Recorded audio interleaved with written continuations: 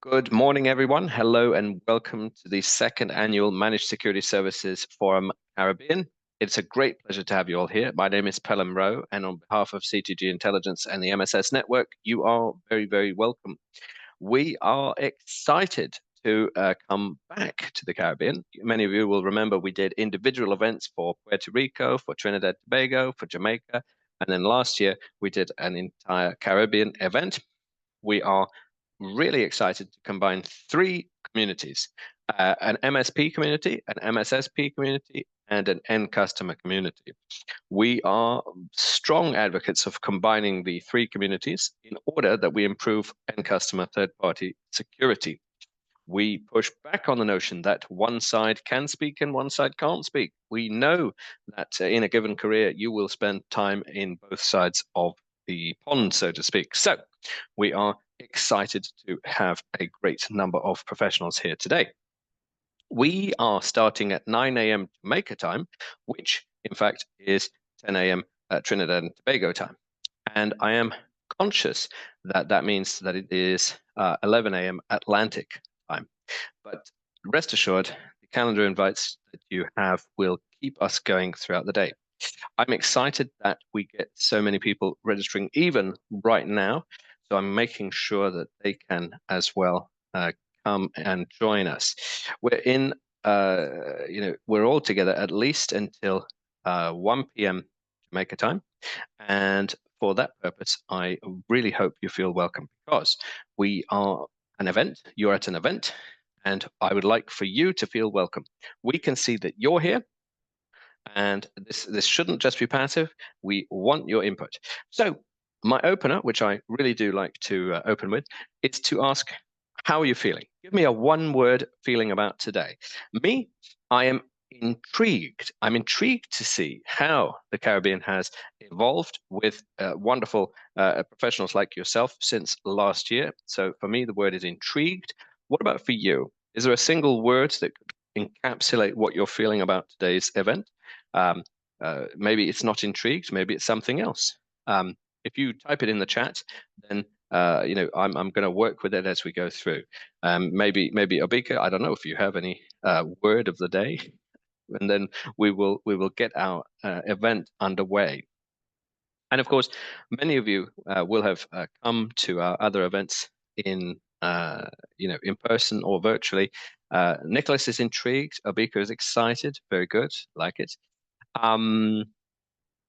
Many of you will have come to our events, for Miami, for the Southeast, for Denver, maybe even London. And so this should be seen as within the canon of work.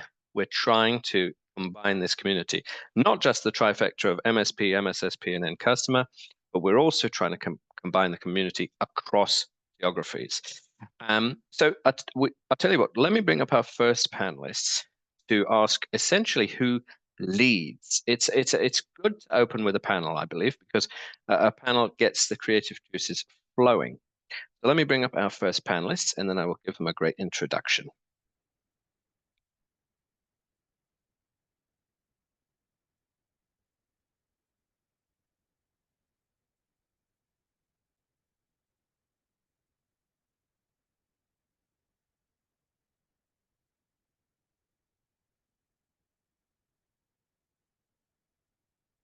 And yes, if I have promoted you to be a panelist, please do accept the promotion, and then that way we will have you on our panel. So Edward, for example, I am inviting you to be a panelist. So please do accept. Edward has declined. Okay. Omar, how are you? Okay, fantastic. Okay. Hi. Nice to see you all. Nice to see you all. Nitsa will not be able to join us. Nitsa's just had a new job, and so she can't join this session. We are the early birds. We're the first people to start off the day, so it's always a brave thing to do. You know, people are just arriving, people are just getting their creative juices flowing. But it's a great pleasure to be on with such a great cadre of panelists. We're very pleased to welcome back Obika Gilianu, Manager IT Security Services, KPMG. Edward Millington, Managing Director and Principal Security Consultant at Carasec Global, and Omar Romero, Managing Director, Rose IT Services Limited. Lovely to have you all on this fine early bird session. How are you all doing? We're doing good. Yeah, doing great. Good. Well, I appreciate you coming on because, of course, somebody has to start this debate off. And this debate needs to sort of set the tone for the day. And again, we are combining an MSP, MSSP, and end customer community. And that is our goal. But what we're trying to ascertain, quite a lot with these opening questions is a bit of a review. So I tell you what, Obika, let me start with you. Since last year, what has been happening? What's new in the Caribbean? I know no island is the same. I recognize that. No geography is the same. But what is new? What has been happening since last we spoke? So, as of last time since we spoke, we've had a lot of high-profile hacks that have happened over the course of last year. So what we've seen is ISPs, for example, in Trinidad and Tobago, we had TSTT, which was probably one of the most, I would say, well, I shouldn't say recognizable, but one of the most highly impacting hacks that has happened. We've also seen things like Lex Caribbean, and through various security researchers in the Caribbean, people have also seen other hacks here and there throughout the islands. What is interesting is that you are starting to see ransomware gangs from, for example, like Lockbit and Ransomware XX. These organized crime groups are now attacking networks and taking down networks and stealing persons' information, and so on and so forth. So we're starting to see a lot more uptick in terms of organized hacking activities throughout the Caribbean. That also includes website defacement, because we've also had, I think recently, CARICOM Impacts got hit with a attack on their website by a known hacking group out of Venezuela. So we've seen different types of attacks coming in. And as a result, we're starting to see more and more businesses or locally, as well as throughout the island, start to kind of push cybersecurity up as an issue, something that is highly impacting to their business.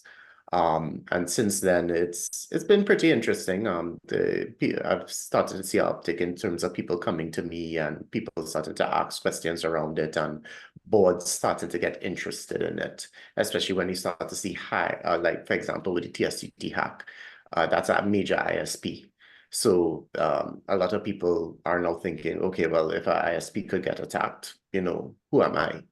And what is my cybersecurity posture? And that's really the change that has happened in the Caribbean since the last time we spoke.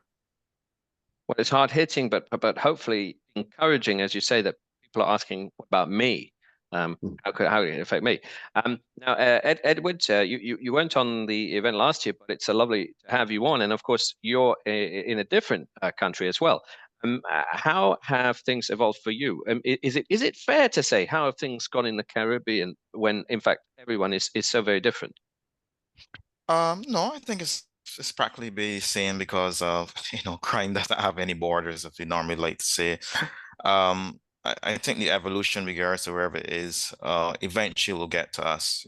Just like tourism, if something happened in Europe, we can always guarantee that eventually it's going to trickle within that year and it change our tourism profile and so forth. So cybersecurity in itself has really, we have seen a ransomware attack and DDoS attacks really hitting a number of locations around the world. And it's no different. A lot of these systems are very automated. You can get them as a service, ransomware as a service, and so forth. So therefore, majority of the profile sometimes remain the same. So, we have seen quite a bit of ransomware attacks. The only, strange things within our environment, we don't have a lot of reporting.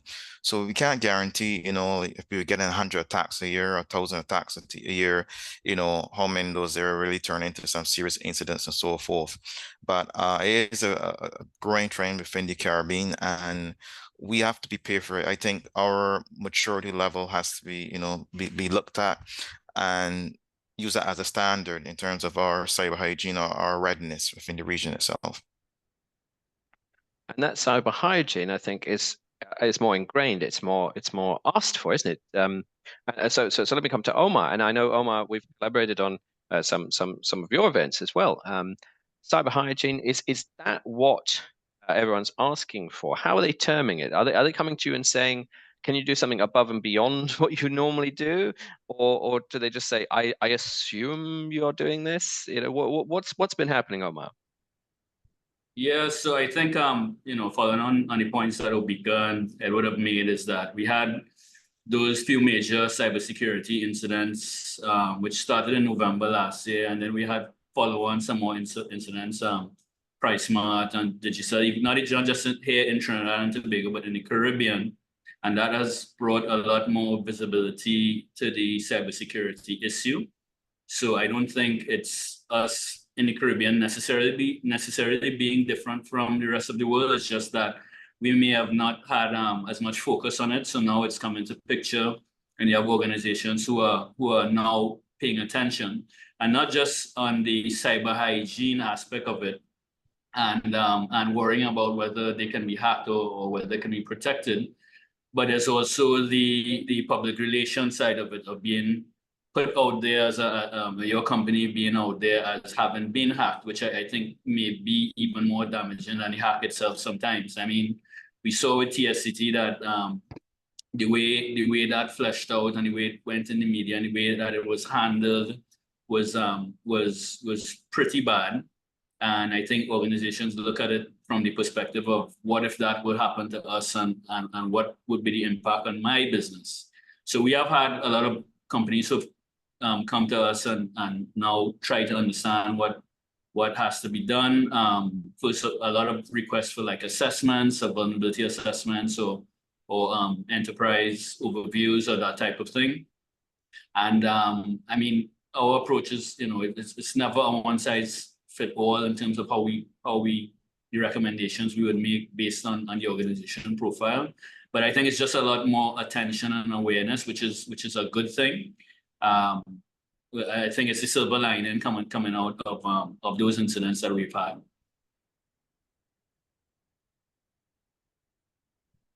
I think that's maybe a silver lining, because even if it results in awareness or appreciation, then it's less of a sell when it comes to security service. But again, that's what we're here for. We are trying to say, in this given region, how can we improve the end customer third-party security relationship?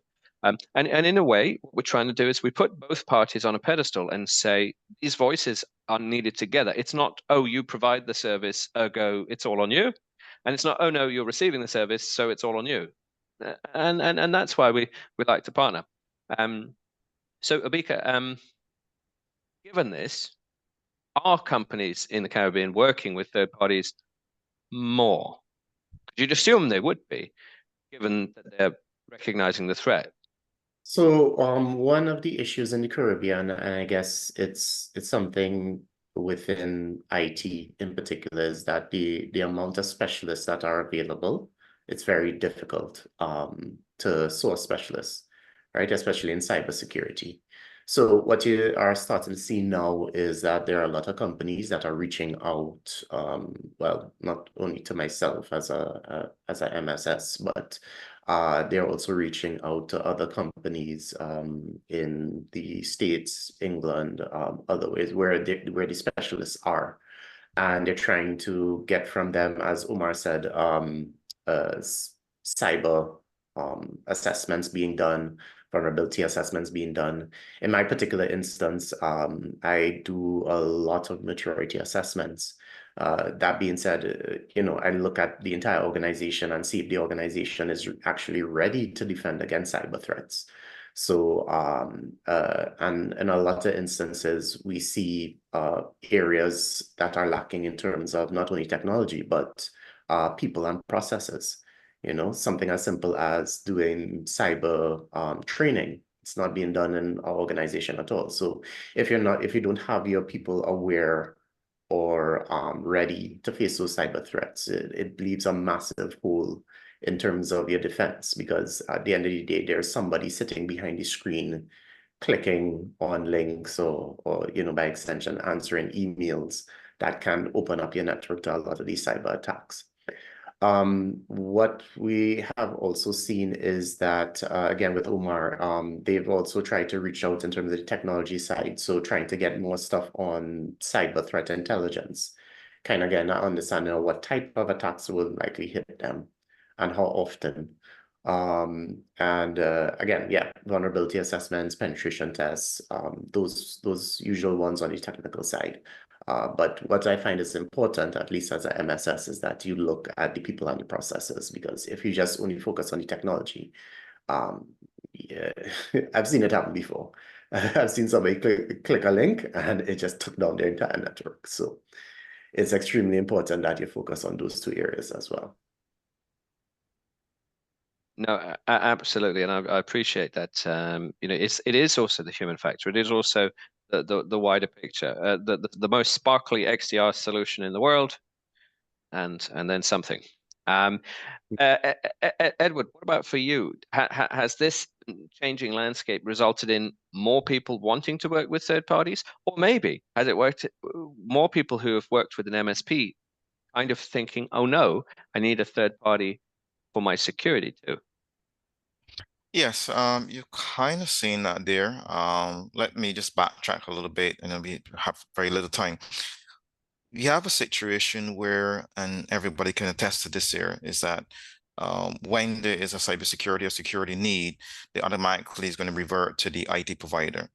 And majority of the time, the IT provider needs to get this necessary information, support, and so forth. Now, within the IT sector, I don't want to say things remain or somewhat stagnant, but within you have IT changes when there's technology change and so forth. Within the cybersecurity area, it's constantly changing. You have to be on top of it. There's a lot of certifications, a lot of awareness, cyber threat intelligence, advisory. The whole process itself is not. It's very dynamic. It's very agile, if you want to put it that way.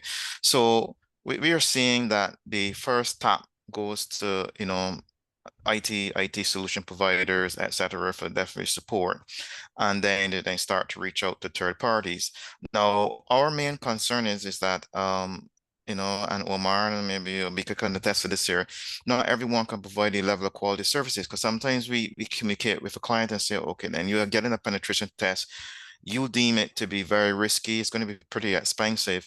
Does the person has the necessary qualification and background, and does it bring that level of competence? And you basically get a statement, no. So it is we are seeing that reach out now, the ability to have that threat intelligence, especially remember that the maturity is growing. So the first thing companies are looking at is that, okay, we need the threat intelligence. We need to correlate logs and all these type of things, and they then come up with either EDR, XDR.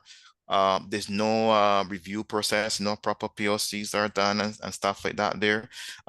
There's not even much advisory. So we try to advise person say, okay, well, there might be a general reach to be to perform some form of cyber risk management or to build your defenses. Let's start with a consultancy or advisory so that you can charter your path. So we're still seeing the ideology where cybersecurity is like IT, and I mentioned this yesterday. It's kind of modular. So you have, okay, we need to test. We do a pen testing. We have a firewall. We might have some antivirus or something like that going, and that's it. If it's some form of insurance, it's a tick box, but is it configured properly? Is there a full evaluation?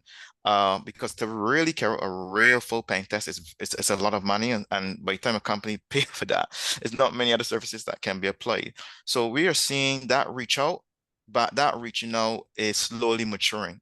I do hope everyone understand that it's actually maturing as time goes on.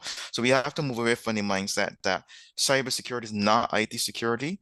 Cybersecurity really start at the top, and it really needs that initial discussion with some of the top level management to support going down to the bottom. So as Abika would have said, it is not really a technology problem. cybersecurity or information security really deals with, you know, at the governance level, the people, process, and technology. IT is some level of process, a lot of technology, you know, and a little bit of people depending on the user support. So you can see that if you have this type of symbolism, although you put these things in, you're going to still not going to be ready. In other words, it has to be risk-based, and that is our general communication now.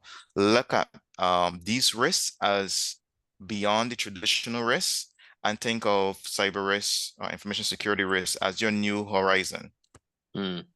I like that, because maybe a bakery may not need 24/7 SOC. I mean, they might need it, they might not be able to afford it, but you know, you need to do a risk-based That's right. approach. Omar, you had your hand up, sorry.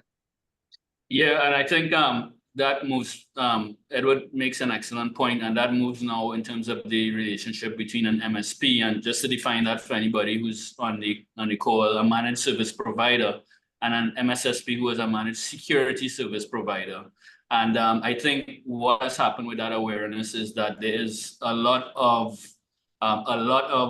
with that awareness is a lot of noise out there now with in terms of cybersecurity. Everybody is talking about cybersecurity. Everybody is selling cybersecurity. I see companies who do ISP selling cybersecurity. I see companies who traditionally did backup selling cybersecurity.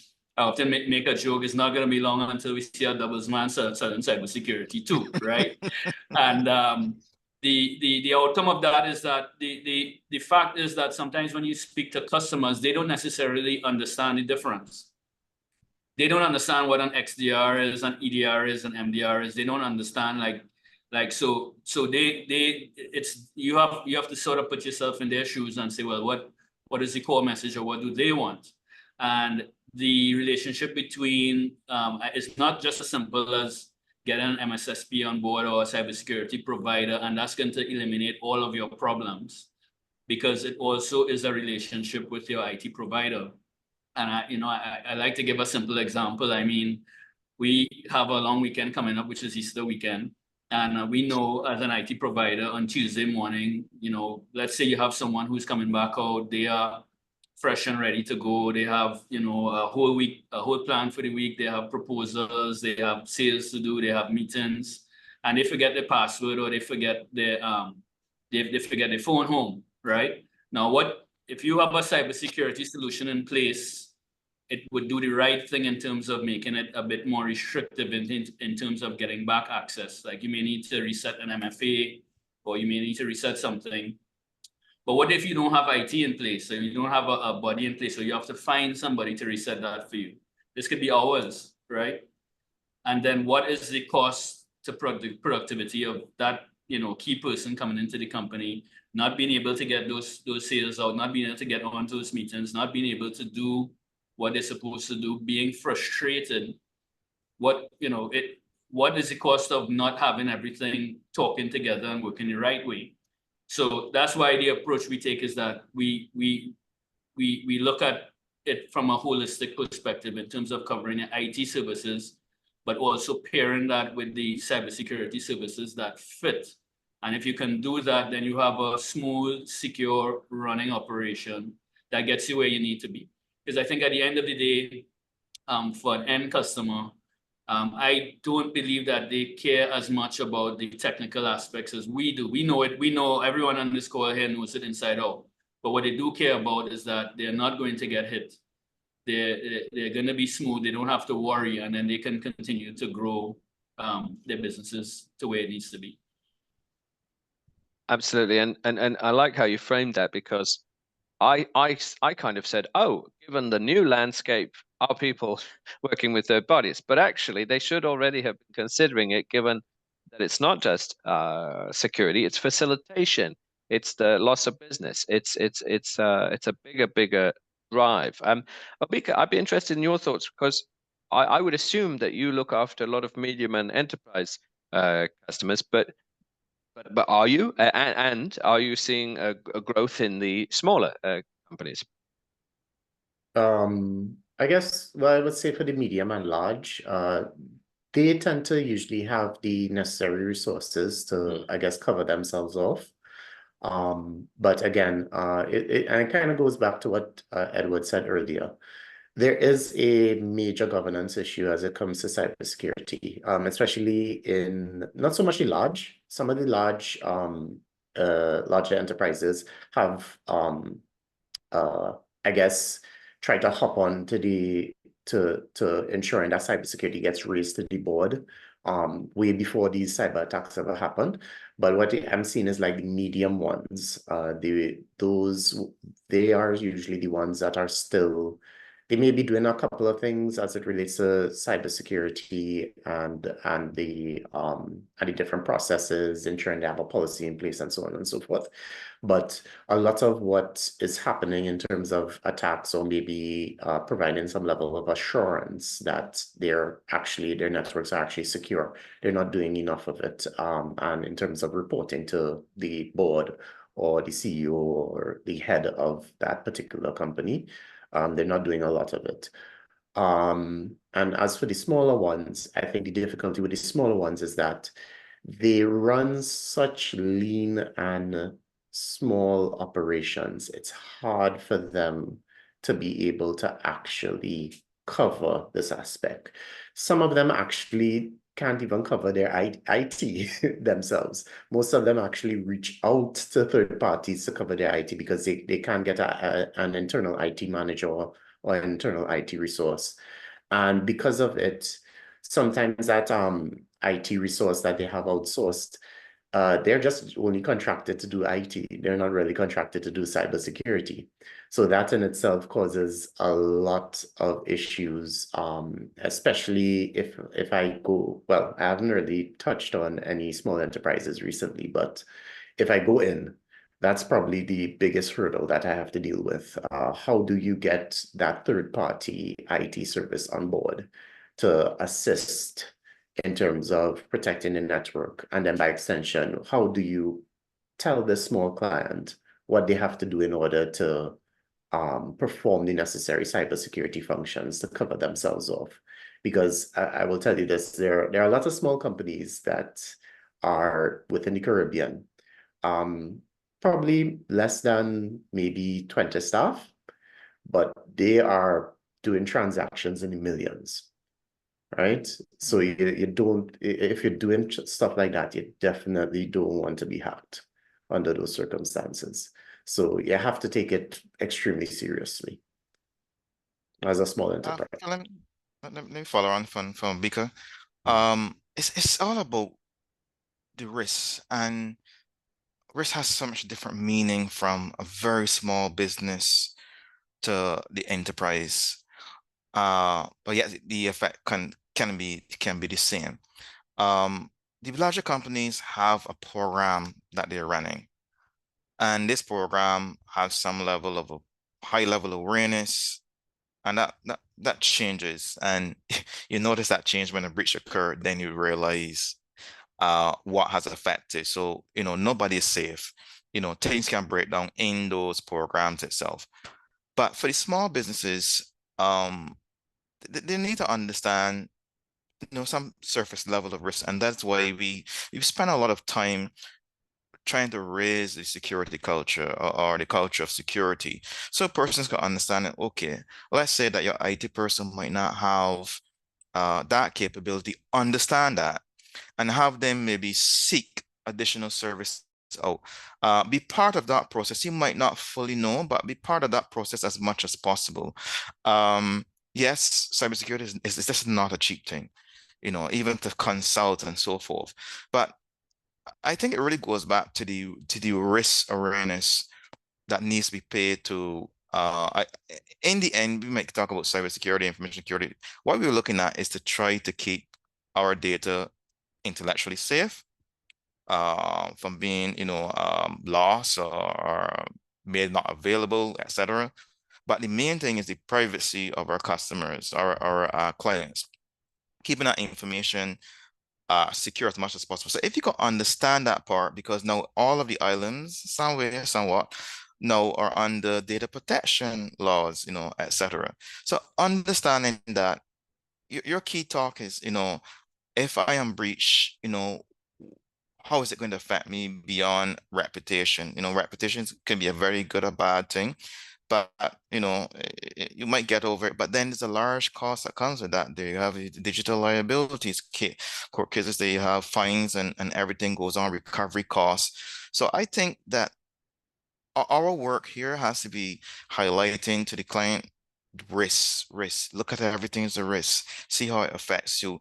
And based on that risk, you can then determine how much effort you can then put. I think that's the main problem. Risk is just look at, you know, you pass it on to IT. But if you don't have an IT or IT is not fully developed, it still comes back to you. You know, that risk always ends at the business owner, maybe the CEO of the company or the board itself. So for us, not really singing a different tune than last year, but we realized that when you're meeting clients, this thing called risk, we need to now expand and say, let's move beyond the traditional risk. We need to talk about holistic risk and include cybersecurity risk into your overall risk. It is not an IT issue, it's not a beta issue or OMR issue, because at the end you can pass it on, but really and truly when the the legal taps come knocking, they're going to come to your company. Not going to you will not have to sue a Beaker or Mar for not doing the job, but at they or even myself. The fact is, the buck starts and ends at the top level management, regardless if you're a small company, as a business owner, right up to the board level. As I'm mute. So yeah, I like that, and that paints a very useful picture. And I like the dynamic because, of course, we have a spectrum from those that look after enterprise to those that look after SMBs. But maybe if I ask Omar, I mean, bit of a straw poll question, but what are people asking for now? Or actually, maybe are they asking for more security? If not, okay, fine. But if they are, what are they asking for? Are they informed when they come to you? What they're asking for is, how do I make sure this doesn't happen? That's what they're asking for. So they're not asking for anything. I don't think a lot of times they know enough to ask for something particular. And it may vary based on the type of business we're talking about. So we could have mentioned small, medium, then you have enterprise. They may ask for different things on the enterprise level. You may have an internal IT department, and they themselves are asking for perhaps an assessment, penetration testing to find answers of where the gaps lie. But even then, they may be asking something different than what their business, the decision makers are asking for. And even there, then there's a disconnect there. I can give you an example. Like we had one enterprise who we met with, and they knew what they were asking for, but they were very clear that they were having problems themselves selling it to their board, because their board was saying that, okay, I know you're asking for vulnerability assessment, but then if we have a third party do an assessment of our infrastructure, then isn't that risky, because then they know where our gaps are, right? And then you are now in a basically in limbo. And as much as that sounds to us like that it may not make sense to us, these are the type of pushback or sometimes the hurdles that happen in organizations where they don't quite understand how important this is or what needs to be done or the way these things are done. And I think this is why sessions like this and more communication around cybersecurity is important, because it's educating persons of what this whole thing is about, right? But I think I always try to make it as simple as possible and sort of stay away from the technical terms and just try to understand what companies are looking for. But I think in general, what they want is to make sure that this does not happen to them, right? And there are different ways and flavors and different scenarios and use cases and how you present different solutions. I don't think a vulnerability assessment is for everybody. And I make that clear because sometimes what may happen is you commission a vulnerability assessment and you get a detailed technical report and you get it explained of where everything is, but then what next, right? Like Edward would have suggested, you have companies who may have budget fund assessment, but not for IT or remediation or the things they need to do to fix it. And in that scenario, maybe the best approach is just to fix what needs fixing. Because you can drop a template in and get there, right? So it varies, and it varies based on industry, it varies based on size, it varies based on where business is in their life cycle of IT. So it's a broad question, but I think core what they're asking for is, how do I make sure this doesn't happen to us? You see, this is where internal training comes into play extensively, and we know we do have a problem with top level management not having the time or want to be part. Because if you continue to see these level of quote unquote risks as a pluggable action, is a one-stop fix. So I want to call it a fast food session. You will always find that not too much is left on the table to continue further. So I'm really thinking that for 2024, a great level of effort, and we've seen it, obviously in Europe and America, they really have no choice with the SC filing and possible lawsuits and criminal, investigations. They can't escape. But within the region right now, like what I have written recently, the Boardroom series, Digital Liabilities, I'm trying to highlight to business owners and CEOs and boards, saying, you're responsible. You have to be aware of this here. Let us start something to start this awareness, because if we continue to wake up and say, okay, then we are insecure based on, let's say, an assessment, and you believe that a tick box is just fix that. The fact is that it needs to be sustainable. It needs to be sustainable. So if we cannot have sustainability when it comes to security, if you want to think of risk of the organization has been resolved at this very moment, we all are in the industry, so we know that by this evening, a 0-day can come up or some vulnerability. Let me be generous. Tomorrow, you're not in compliant. It's just as simple as that. So if you believe that today you do something makes you compliant, you can almost guarantee within a short period of time you're not. And the reason why is that the program is not sustainable. The board doesn't have the awareness, top level management doesn't have the awareness to say, okay, then, yes, we do a penetration test. What's next? If we fix these issues, what's next? How often do we need to do penetration testing? Which, it could be every year or when you have a technology change, etc. But what else? What about policies? What Abika mentioned cybersecurity awareness training. Cybersecurity awareness training maybe once a year. Sometimes it's not even detailed enough. Sometimes it's not even risk-based driven. So we tend to sometimes reach out to even persons like Omar, say, look, we're willing to support you. We need to get the message out there, because at the end of the day is our information. We can almost guarantee if you come to Barbados and you did something, I have your information in our system and that company breach. So you as a film need to be aware, you need to be also feel confident. So that digital trust have to, so I guess it's two things for this year, cyber risk and digital trust. Customers and clients must feel that you have us in thought when it comes to your digital security, and you understand the risks. And we see that they're through the existing programs that you're applying and so forth.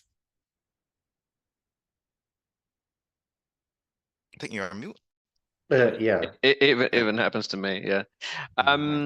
Thanks. I think that's very insightful. And in fact, I think in the audience, Nicholas is agreeing, because Nicholas said third-party vendor policies would be the solution to getting the board on board, so to speak. And then you said IT could, but it has to support and recognized by the C-suite. A little while ago, Abika, you had your hand up. Sorry, what are your thoughts? Yeah. Edward mostly said what I was thinking. Sorry.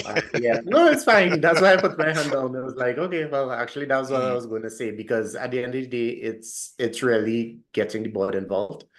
What I've found is doing specific training, awareness training for the board, and making it mandatory for the board is what then pushes them to then come and say, okay, well, we have to we're doing this, so therefore everybody else should be doing this, and kind of drive cybersecurity throughout the organization. Also, what I've found as well is doing board specific exercises, like doing walkthroughs with the board, talking about what they know and understand of the business, what they know and understand of where their data lies, and just showing them that, okay, this is where your data lies. These are the type of threats to your data.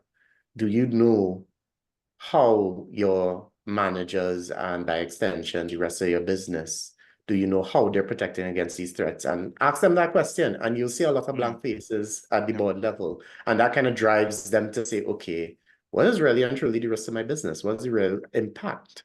And coming out of that exercise, sometimes you tend to see boards, then say, okay, well, we really need to get a hold of this. We really need to have oversight of this. So therefore, there needs to be some sort of reporting coming to us now to give us the assurance that, hey, you guys are actually protecting us and we have very minimal impact to the business as a result. And so how does that then work when we're working with third parties? Because then surely we need to speak with two boards. We need to speak the board that set up the third party. Then we have to talk to the end customer board. But a lot of end customers are an army of one on the smaller level. So maybe this speaks to the question of what is the ideal leader. Now, before we look at your side, what would maybe Omar, I'll give this to you. What would your ideal informed end customer look like? Obviously, if they're so informed that they run their own SOC, that's maybe not the ideal customer. But what level of being informed would you like to take a customer on at? Oh, you're on mute, sorry. Sorry about that. Yeah, so I think that's a really good question in terms of what an ideal customer looks like. And I think this is going to circle in terms of what those guys are saying, because on my side of the fence, just how Edward had mentioned that we may rely on the IT provider for certain things, like and I think we started this discussion in terms of what has changed over the last year and over time. But what has changed in our space is that where cybersecurity has gone, we have already realized that it's too dynamic and it changes too fast for us to be able to comfortably manage an organization's cybersecurity, which is why we would rely on MSSPs and partners like Edward and Obika to bring that level of expertise. And in an ideal scenario, you would have an informed board that understands the importance of their IT, their technology, and their cybersecurity as one complete picture that drives their business, that really underpins their business. They understand risk. They understand that that policies have to be in place, have to be enforced, and that they are actually the most important piece of this pie in terms of driving that within the organization. So, I mean, you can say cybersecurity training is one aspect, but if you implement cybersecurity training, whose responsibility is it to get all the staff to participate, to monitor it and make sure everybody is trained up? If a staff leaves tomorrow and a new employee comes in, make sure they also take the training program. And that's just one example, right? But from my perspective, ideally, it's just about having a company that's interested in that understands the importance of it. And if they understand the importance of it, and they, I mean, budget-wise, I mean, it has to be the right fit. But if they understand the importance of it and you have those pieces in place, then it goes really, really smoothly, and you don't have this pushback where you just don't want to pay attention to it or don't want to invest the resources behind it to make sure it works well. And I think, I mean, for mine, and I'm sure for you all, the main thing is that you want to make sure that they have as close as possible to 100% uptime and no incidents, right? Because that, in a sense, that is what brings the productivity, and that's what drives the revenue, and that's what helps the business to grow. Resilience. Mm-hmm. And that's the good dynamic as well about bringing an MSP and an MSSP together as well, because we're looking at the trifecta. I don't know if anyone has a military background. I don't, but I know that they talk about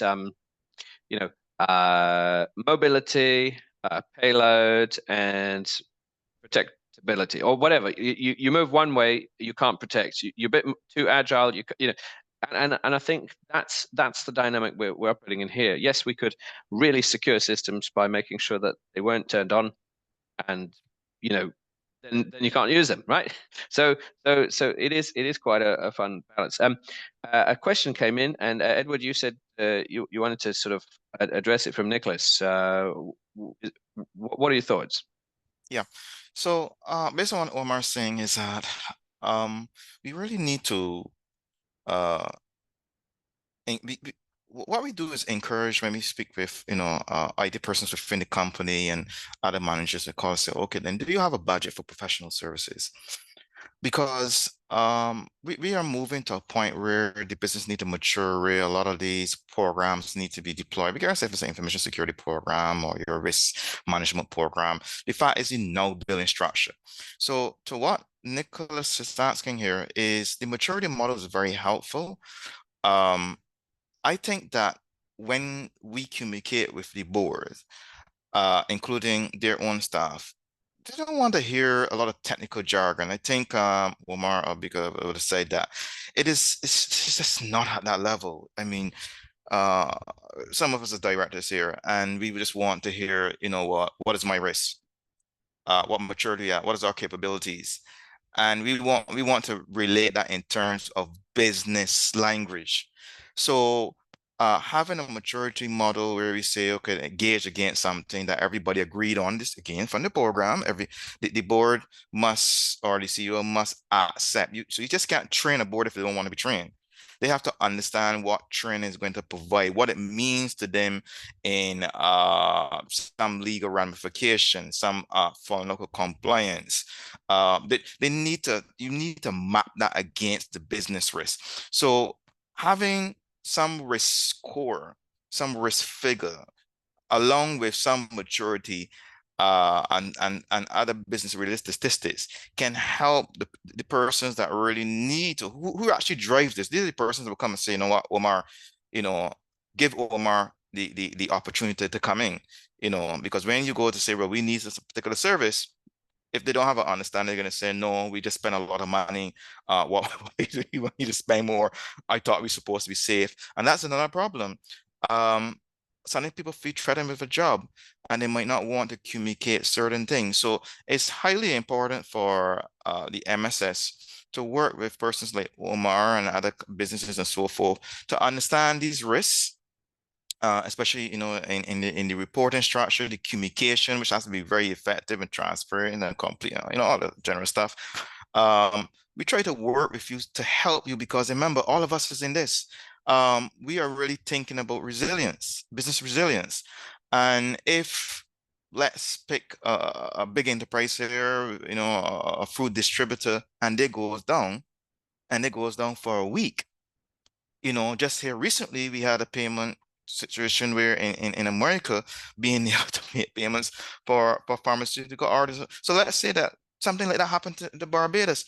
And I don't think, not Barbados, the Caribbean, I don't think that people really, they don't want to talk about it. Like when we had the effect in Barbados on our hospital, I have always asked the question, can we gauge how many deaths had occurred when the hospital had been down? No one wants to answer those questions, but I think if we tend to be very honest with ourselves and say, look, if we have another attack on our critical infrastructure, telecoms, pharmaceutical industry, financial industry, and so forth, how many old people will not be, or sick people with diabetes at the point, hypertension, those with epilepsies, stuff like that that's very urgent, unable to get the medication and they die. How are we tracking that?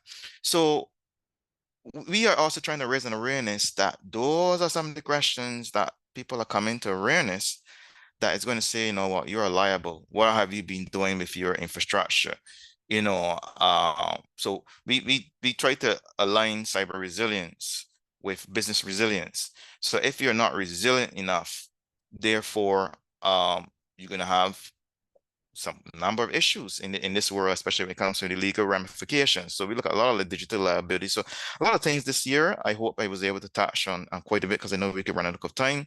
But I think risk communication, risk awareness to the board, as a bit of what we reiterated, and look at business resilient in a more holistic way within the Caribbean, incorporating the customer, incorporating the client itself, to bring that level of awareness. And then you can see that importance of the MSS playing in not only in the third parties, because we can help you create the policies for third parties, and so forth. We are still a third party. So if you look at your supply chain, the fact is that we can then mature that environment within the region itself.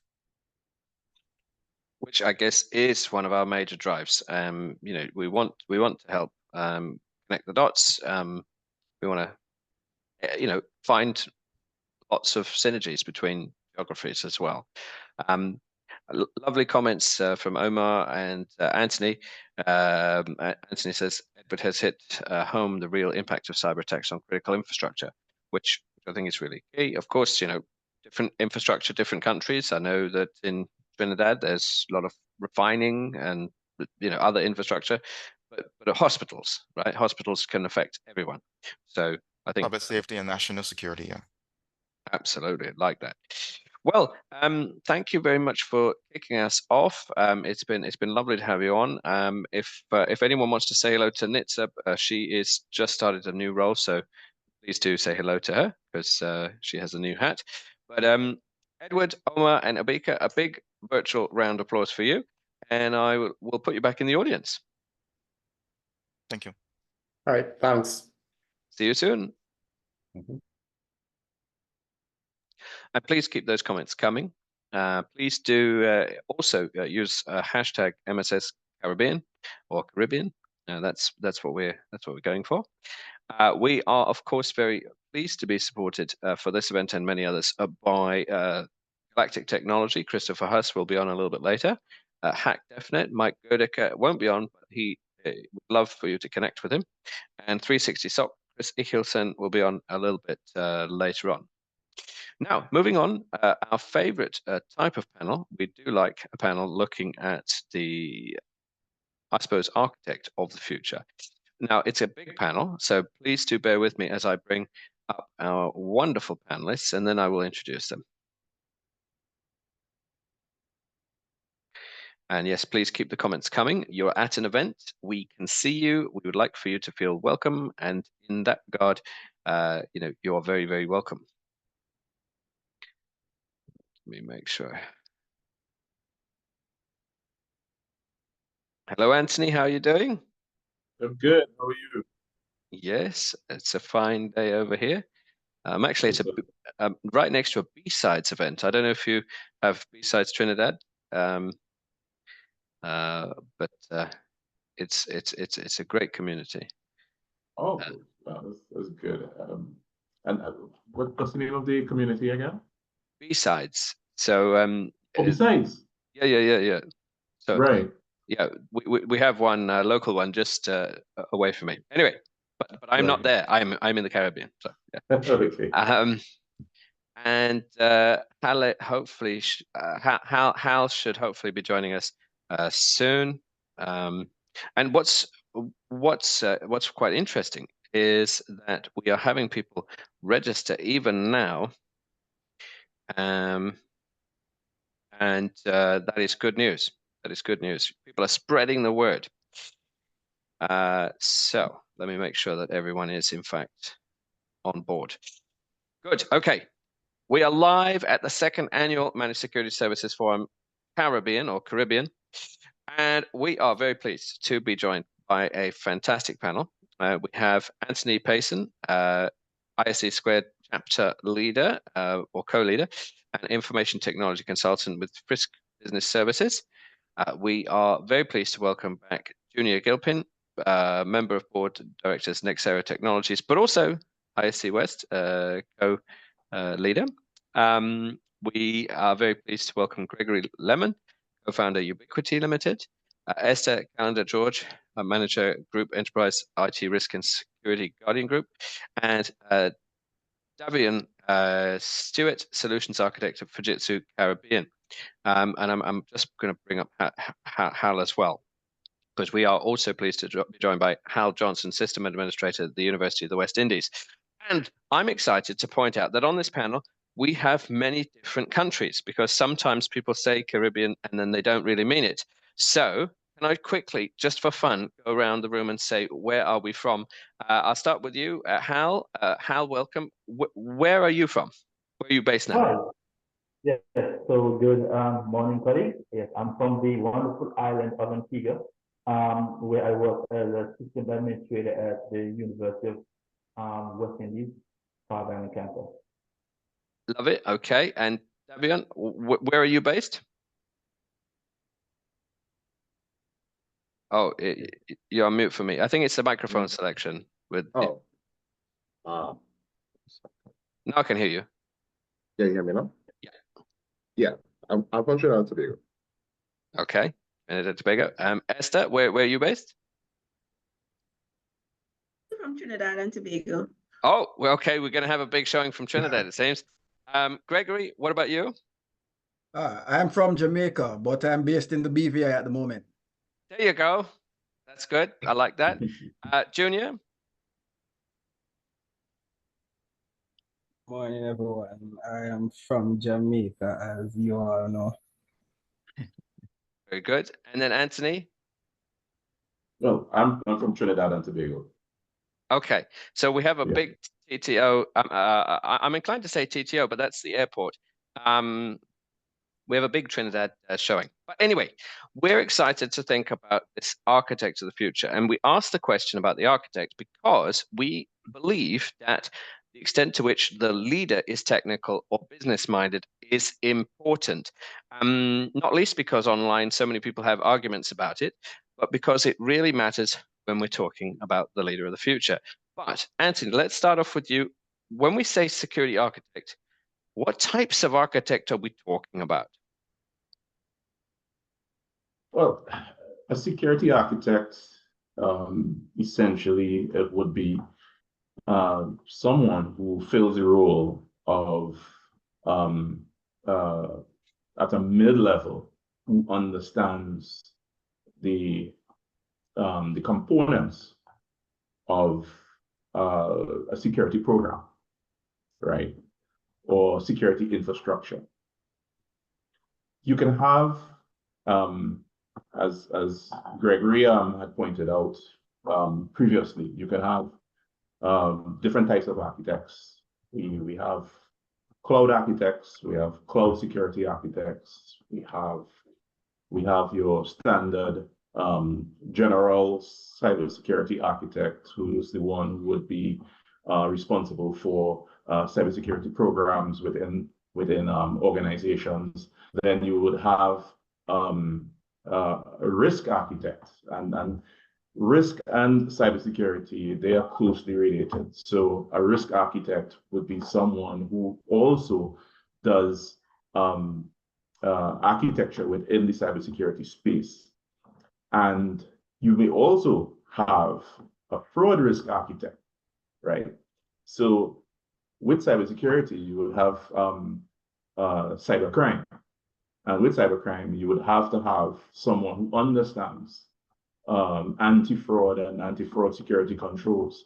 And you have a big intersection with fraud examinations, as well as fraud examinations and cybersecurity. So I could just give you a case in point, because I myself, I am a fraud architect, well, an anti-fraud architect, as well as a cybersecurity architect. So I understand from my point of view, you know, those big intersections. So in the field, and as the field grows, we would find that you would have additional architects coming into view. We would have one type of architect that deals with AI and AI architecture from a cybersecurity perspective.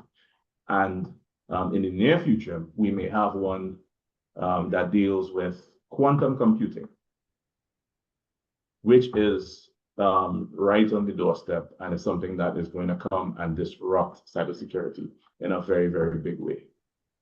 Okay, Anthony. So now you've really made it difficult because now when we say the super architect or the bigger architect or something is such a wide-ranging possible role.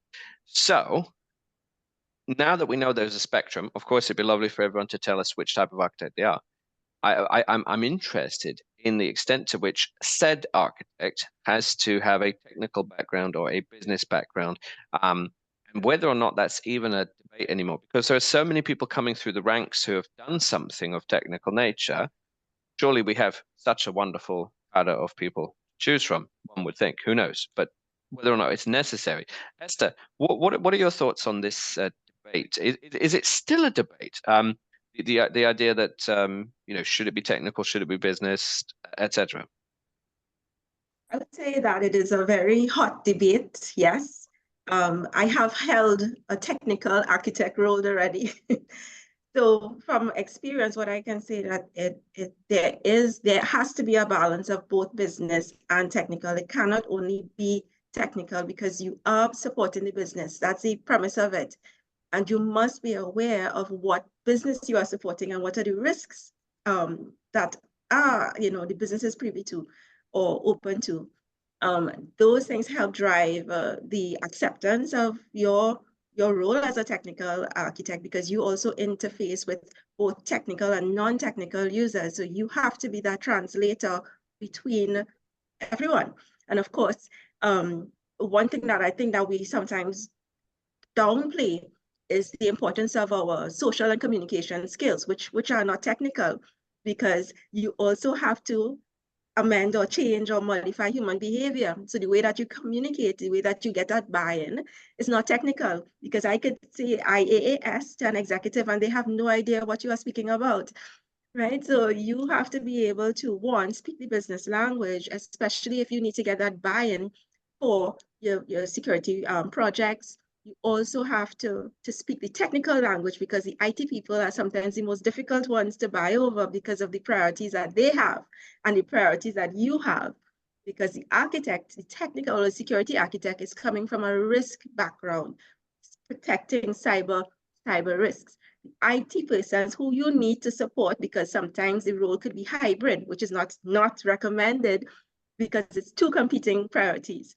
Right? So that IT person now, you have to get their priority to now support you, as opposed to implementing on their end. Their focus is just getting it in. Your focus is enabling the business to be safe with the technology. And I guess that's a really important dynamic, because regardless of if we say, oh no, this person has been coding since they were 1 year old or not, doesn't matter what we think. It matters what business wants. So this kind of idea of business acumen, Davion, let me come to you. We say it sounds good, doesn't it? Business acumen. I mean, what is it? I mean, and how do we know someone has it? So it was show in terms of the direction that the business goes along with the technology, in terms of first of all, even understanding how to evaluate the business itself. So depending on where you are, every business is different. We have different needs, we have different risks, and so if you're able to have a good understanding of starting there, and then coming to say, well, okay, we understand what we do, right? Even just you taking that approach from jump, we understand what we do, we know what we do, so we know what we need to, what risks are identified, what we need to protect, what kind of things we need to then implement. And again, not just the technology, but also staying abreast of things all around, because as with the previous panelists, they're saying other things are happening, and we have to be aware of what's happening in the environment, even in different industries. So maybe from manufacturing to even IT companies have different values that they have, that they want. They have different needs that they have. And so with those things, you then have to now understand, well, okay, how do we take these approaches? So when you have that business acumen, you see things in a different light, and then you're able to now combine that with the technology to go in a proper direction. Yeah. I think that is key, isn't it? And it again being you know it when you see it, but we'll look maybe later in today's event as to what what are you looking for on a CV, because what do you want to see. I run loads of lemonade stands when I was like 10 years old. I don't know, like it's difficult, isn't it? Junior, let me come to you, and maybe we could reflect on some of your ISC work as well. Why is this an important dynamic? And do you think we're going to see associations come out with like, I don't know, CompTIA business acumen certificate? I don't know. Like, how can we codify it? All right. So, morning again, everyone. I'm not sure CompTIA will be coming out with a business acumen certification, but what I can tell you for a fact is that at ISC Square, the regional chapter that Anthony and I are involved in, one of the things that we're trying to do is basically bridge that gap between the business leaders and the technical leaders, because at the end of the day, a lot of the technical leaders are so technical to the point where they are implementing controls within organization that's basically stifling the business, because the business is not able to function effectively because of these controls. So we have a sit down with the leaders and let them understand that this is the trend in cybersecurity and this is the way forward. So we help educate the technical persons, and we also do the cybersecurity awareness training for the business leaders, so they too understand the value of the work that IT, the MSP, the MSSPs are putting in. Because if they don't value the work, then at the end of the day, it doesn't make any sense. It's just like, for example, within some organizations, you have the audit function, a very undervalued function, but serves a very critical purpose within all organizations. So what I do is I usually align audit with IT audits, so that audit make recommendation for changes, and then the business will have to review that document from the audit committee to say that, hey, these are the challenges IT is facing, or these are the things that need to be addressed, or whatever the case is. So it's all about creating that dynamic partnership with the persons who you need to get the job done. So Anthony and I will be on a campaign for the rest of the year in the Caribbean, getting all the educators on board. That's the institution, because I'm in charge of the education portfolio. So I'll be reaching out to all of the institutions to see if they can at least put some of the business training needed in some of these cybersecurity courses to make the process a bit easier. Thank you. No, I appreciate that, and I only threw CompTIA out there just because I was like, I don't want to say that you're doing it, so it's like, but it's good. It's good to see you are making that that blend. Let me come to Hal and then Gregory before I bring it back to Anthony. So Hal, what about for you? You're at the university. You're an educator as well. What is this balance look like for you, especially in some of the courses you're teaching? Yes. Well, at the university, I actually don't lecture. I'm the system administrator. So basically, I come from an IT background, and I do agree with some of the comments that were echoed by Esther, in that you do have to balance your IT expectations with your business expectations. Because I once read that the most secure computer is one that stored in a locked bunker underground, patrolled by guards, and also guarded by machine guns. But that's not the most useful computer there is. It's secure, but it doesn't really serve a purpose. So yeah, it's essential to have, let's say, for instance, both business and technical skills.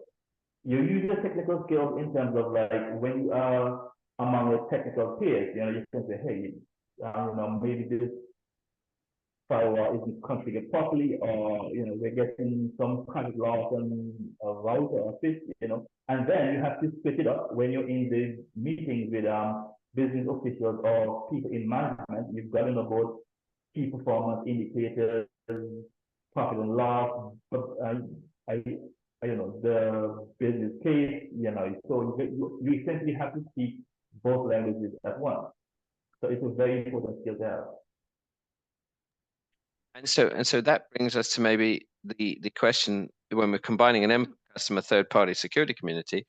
Gregory, is this a blend born out of necessity, especially on the service provider side? Because if you can't sell your service and no business, it's not going to work. So is it just natural that this blend happens, Gregory?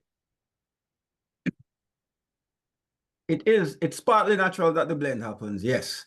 Because the idea of and as Junior alluded to, technical, but you do need soft skills. And at the end of the day, IT is a tool that enables business. Cybersecurity is a tool that builds upon the foundation of IT to secure business and to enable the business to do business securely. So if we ever start losing sight of that, and I know a lot of us here are in the business of selling IT service and in the business of selling cybersecurity service. But at the end of the day, even within our own businesses, right, we still use IT and cybersecurity to enable us to do business. And that is it at the end of the day. So IT must always, and cybersecurity must always align with and support the business. Outside of that, we have no use for it.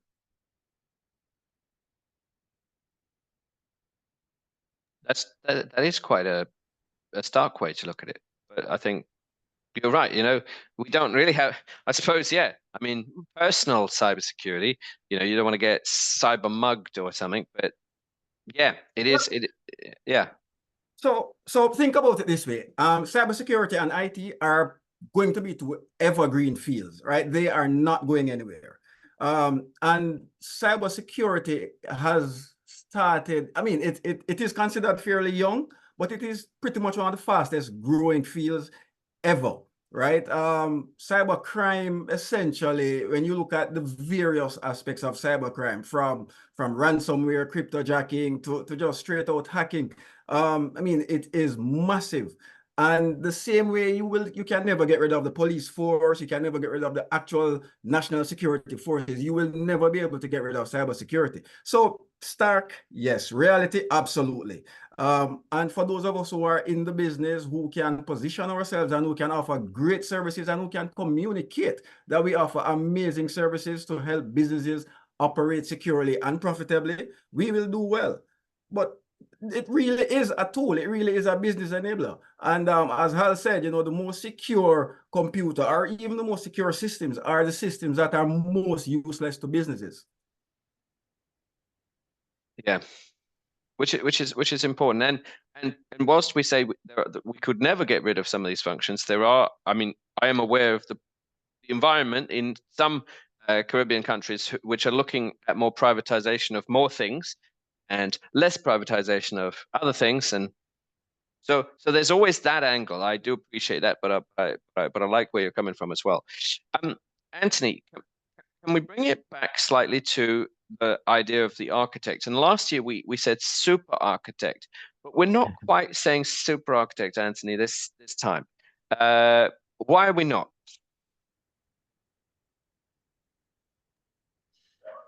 Well, we are not saying super architect anymore, and we should not say super architect anymore because it is something that is not sustainable.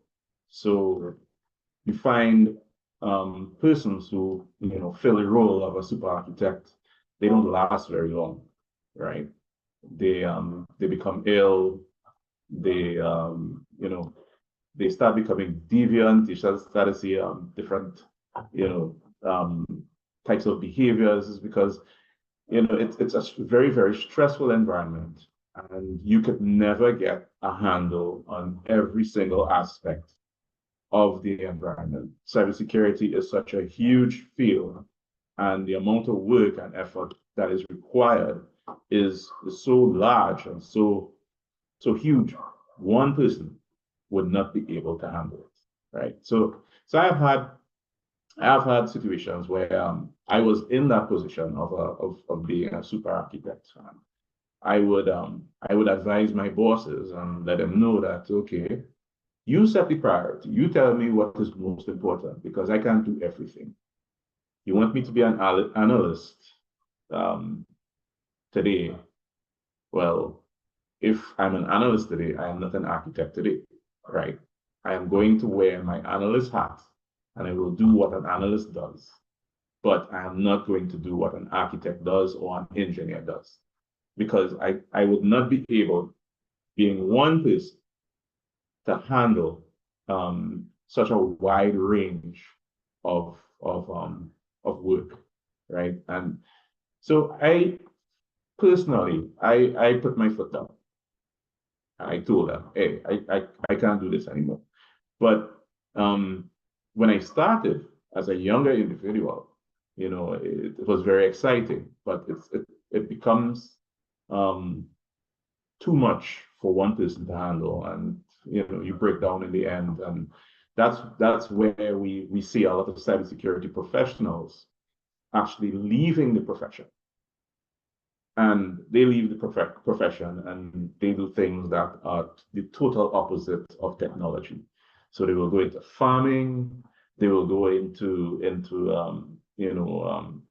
owning groceries, you know, stuff like that. Nothing to do with technology, because they have reached a point in their lives where they can't handle technology anymore, because they have these nightmares about the times that, you know, they had to endure a lot of these stresses and pressures, and they just couldn't handle it.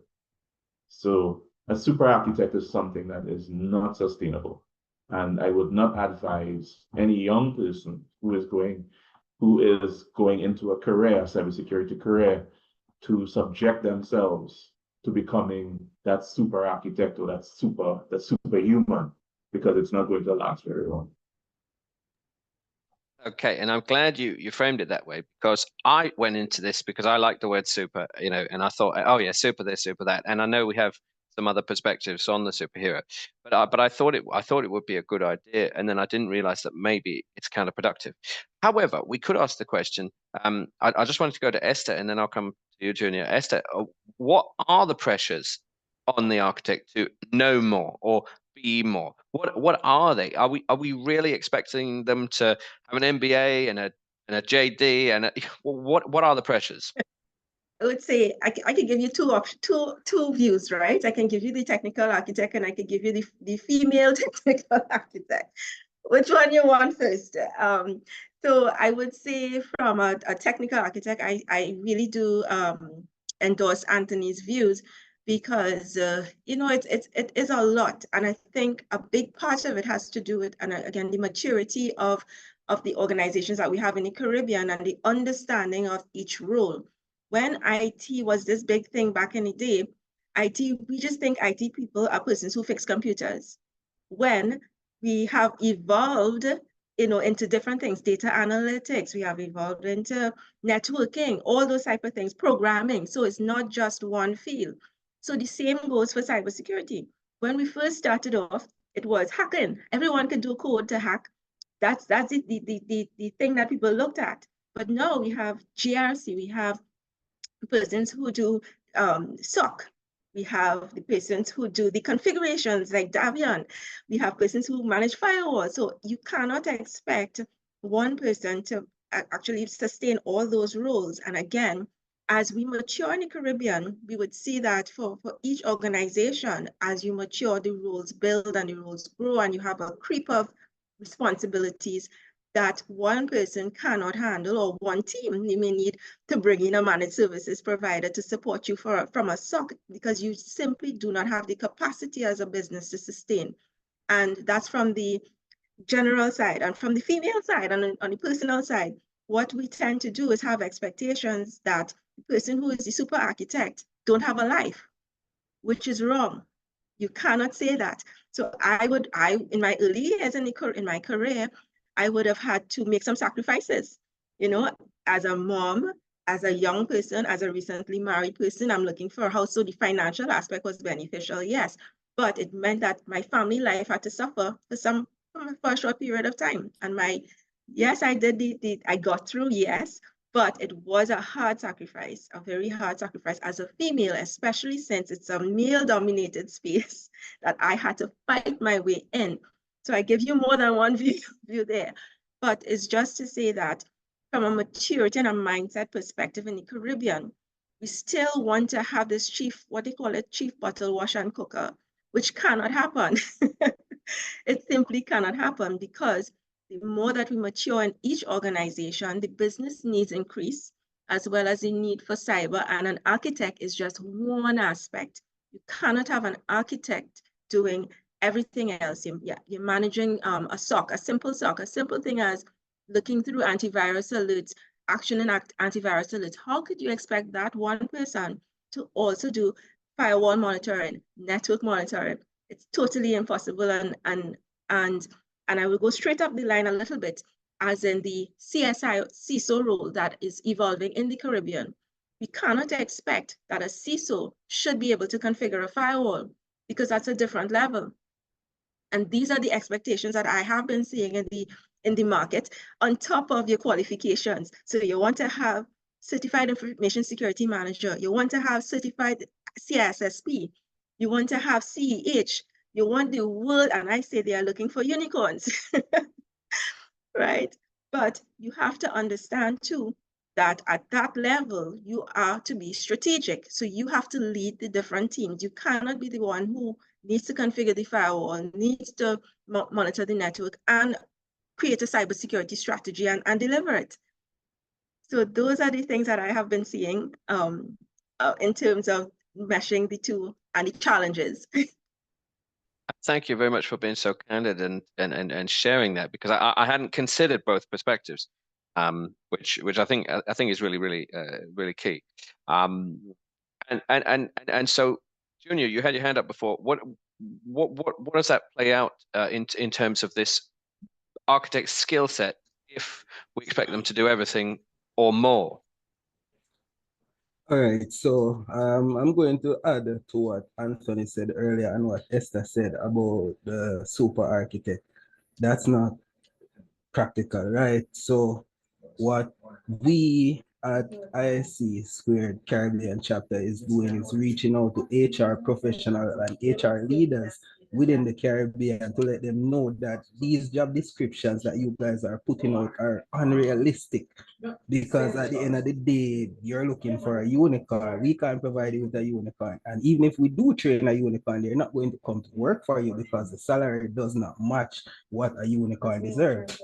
So that's one way in which we are trying to help that situation. Now, on the other end, I work for a managed service provider, right?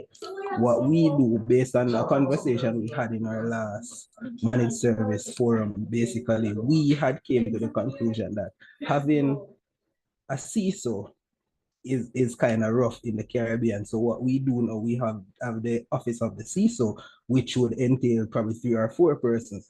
Now, these persons would be architect in different areas. So we have someone with an MBA, we have someone with a master's in security, we have someone with the skill set in physical security and different areas. So now you have a team of persons that can carry out that function. So if it is that we are working on a project, because my team, it's 3 of us. I am the technical guy, there's a business guy, and then there's a guy that does the communication. Because when he's talking to persons, very efficient. I can't communicate the way he does, so that's his field, right? I can't do the financial aspect, just like the financial advisor that's on my team, so he does that aspect.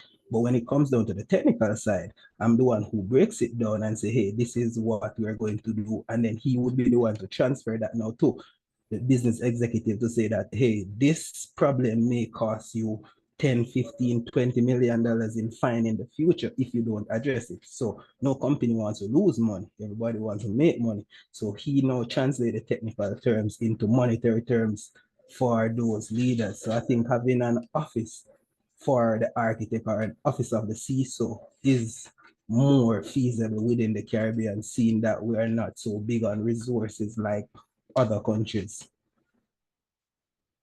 Certainly, Office of the CISO would solve quite a few problems. And imagine even in the future, you get your own general counsel in the Office of the CISO. Oh, thanks. It'd be good, wouldn't it? But you wouldn't have to be it. That's the key. They're not going to suddenly turn around and say, "Where's your JD?" Hal, you had your hand up. What are your thoughts on that combination?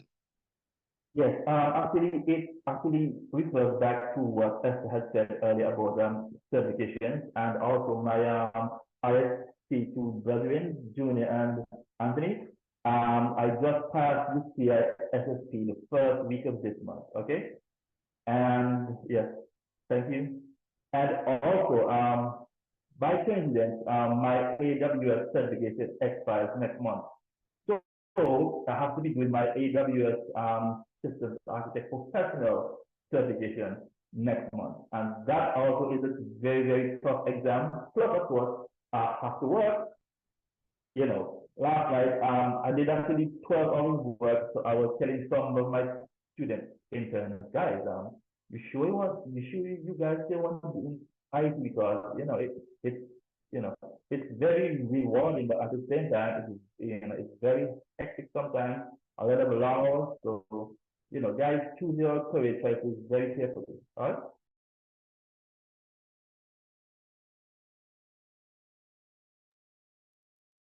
Yeah, sorry, Davion, you're going to reflect on that. Oh, yeah, sure. I was going to add to the conversation as well, since of super architect, I mean, if you think about it, as I said, how it's evolved, right? I mean, if you go from the bottom up, which earlier, talking about physical security, someone said data center, what we're doing about that. Cooling as an example, is a whole despite of talking about routing, switching, your edge of the network, past the edge now with the cloud. You're looking at your WAN providers, how we're doing that, what speeds. Then you're going to your server side of things for the business itself. Looking at applications, migration, we're talking about future growth. And so, I mean, just being realistic with yourself as a human, who is really going to know all of that? I really like that idea. You guys have junior interns at the office and just having those different persons. That sounds really good. Because at the end of the day, you can't know everything. And as I said, you have a life outside of this one part of your life. Right? People tend to see IT professionals as really, really superheroes, and that they could just come and ask you anything. Hey, what's this? And it's like, I still need to go and Google it. So definitely the super architect is something that I think we should really not try to burden on, as Anthony was saying, you get that burnout. You would just feel the pressure, and is that at that point you reach a point where you have to choose me or the business. I'm pretty sure she should choose you.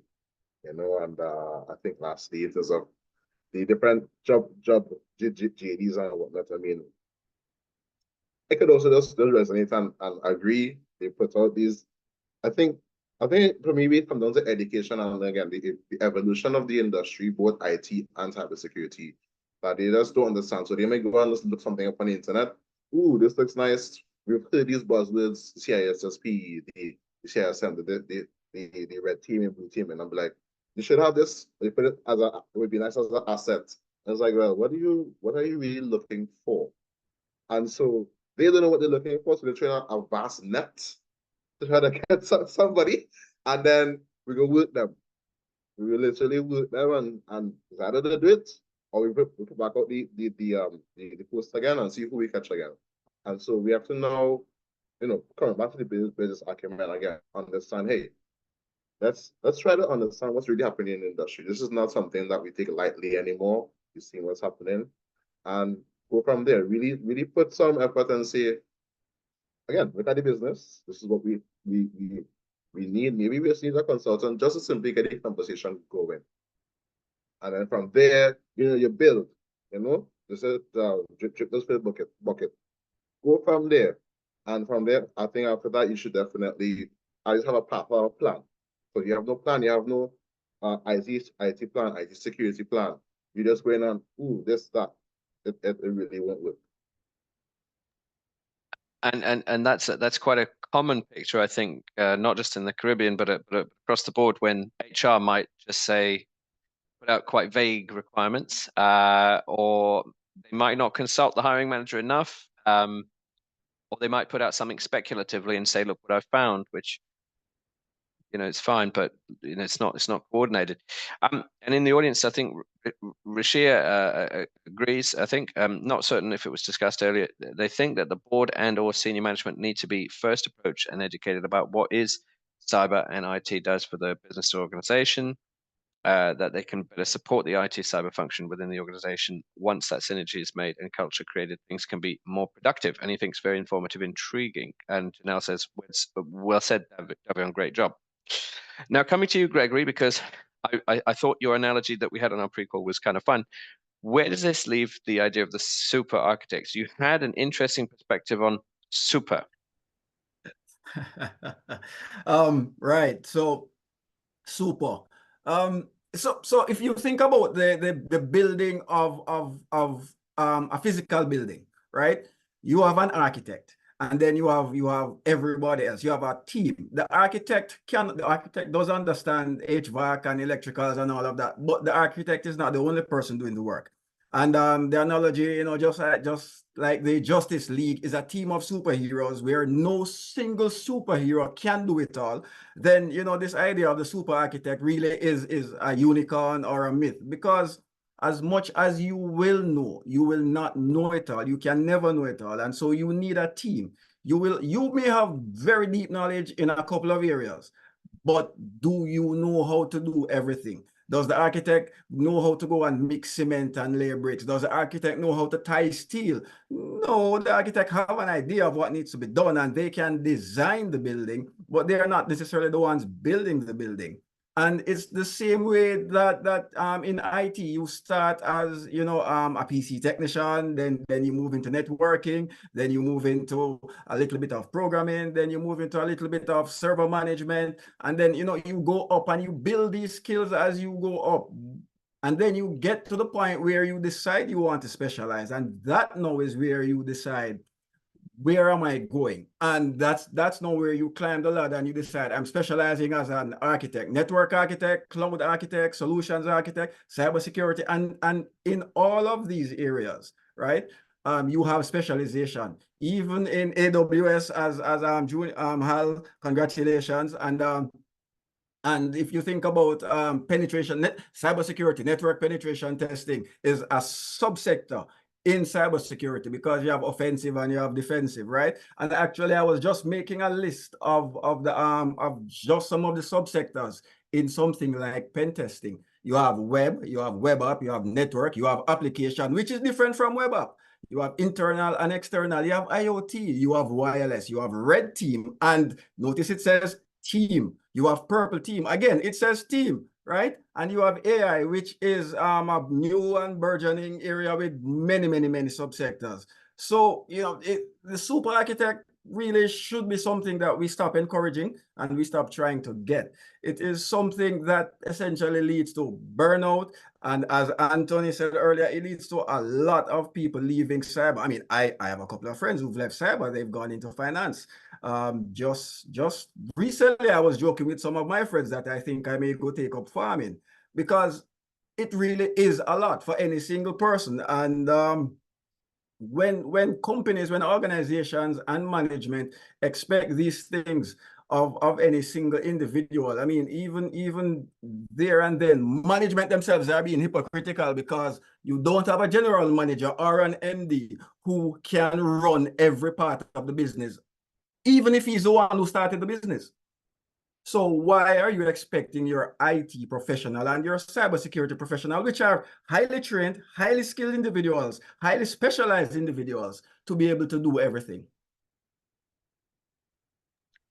Thank you, and I really appreciate how you run with that analogy, because yeah, just from throwing out the word super there, suddenly you realize it's about the team and not the individual, and and in the audience, you know, as well, you know, agrees with you. Says pen testing team, red team, purple team.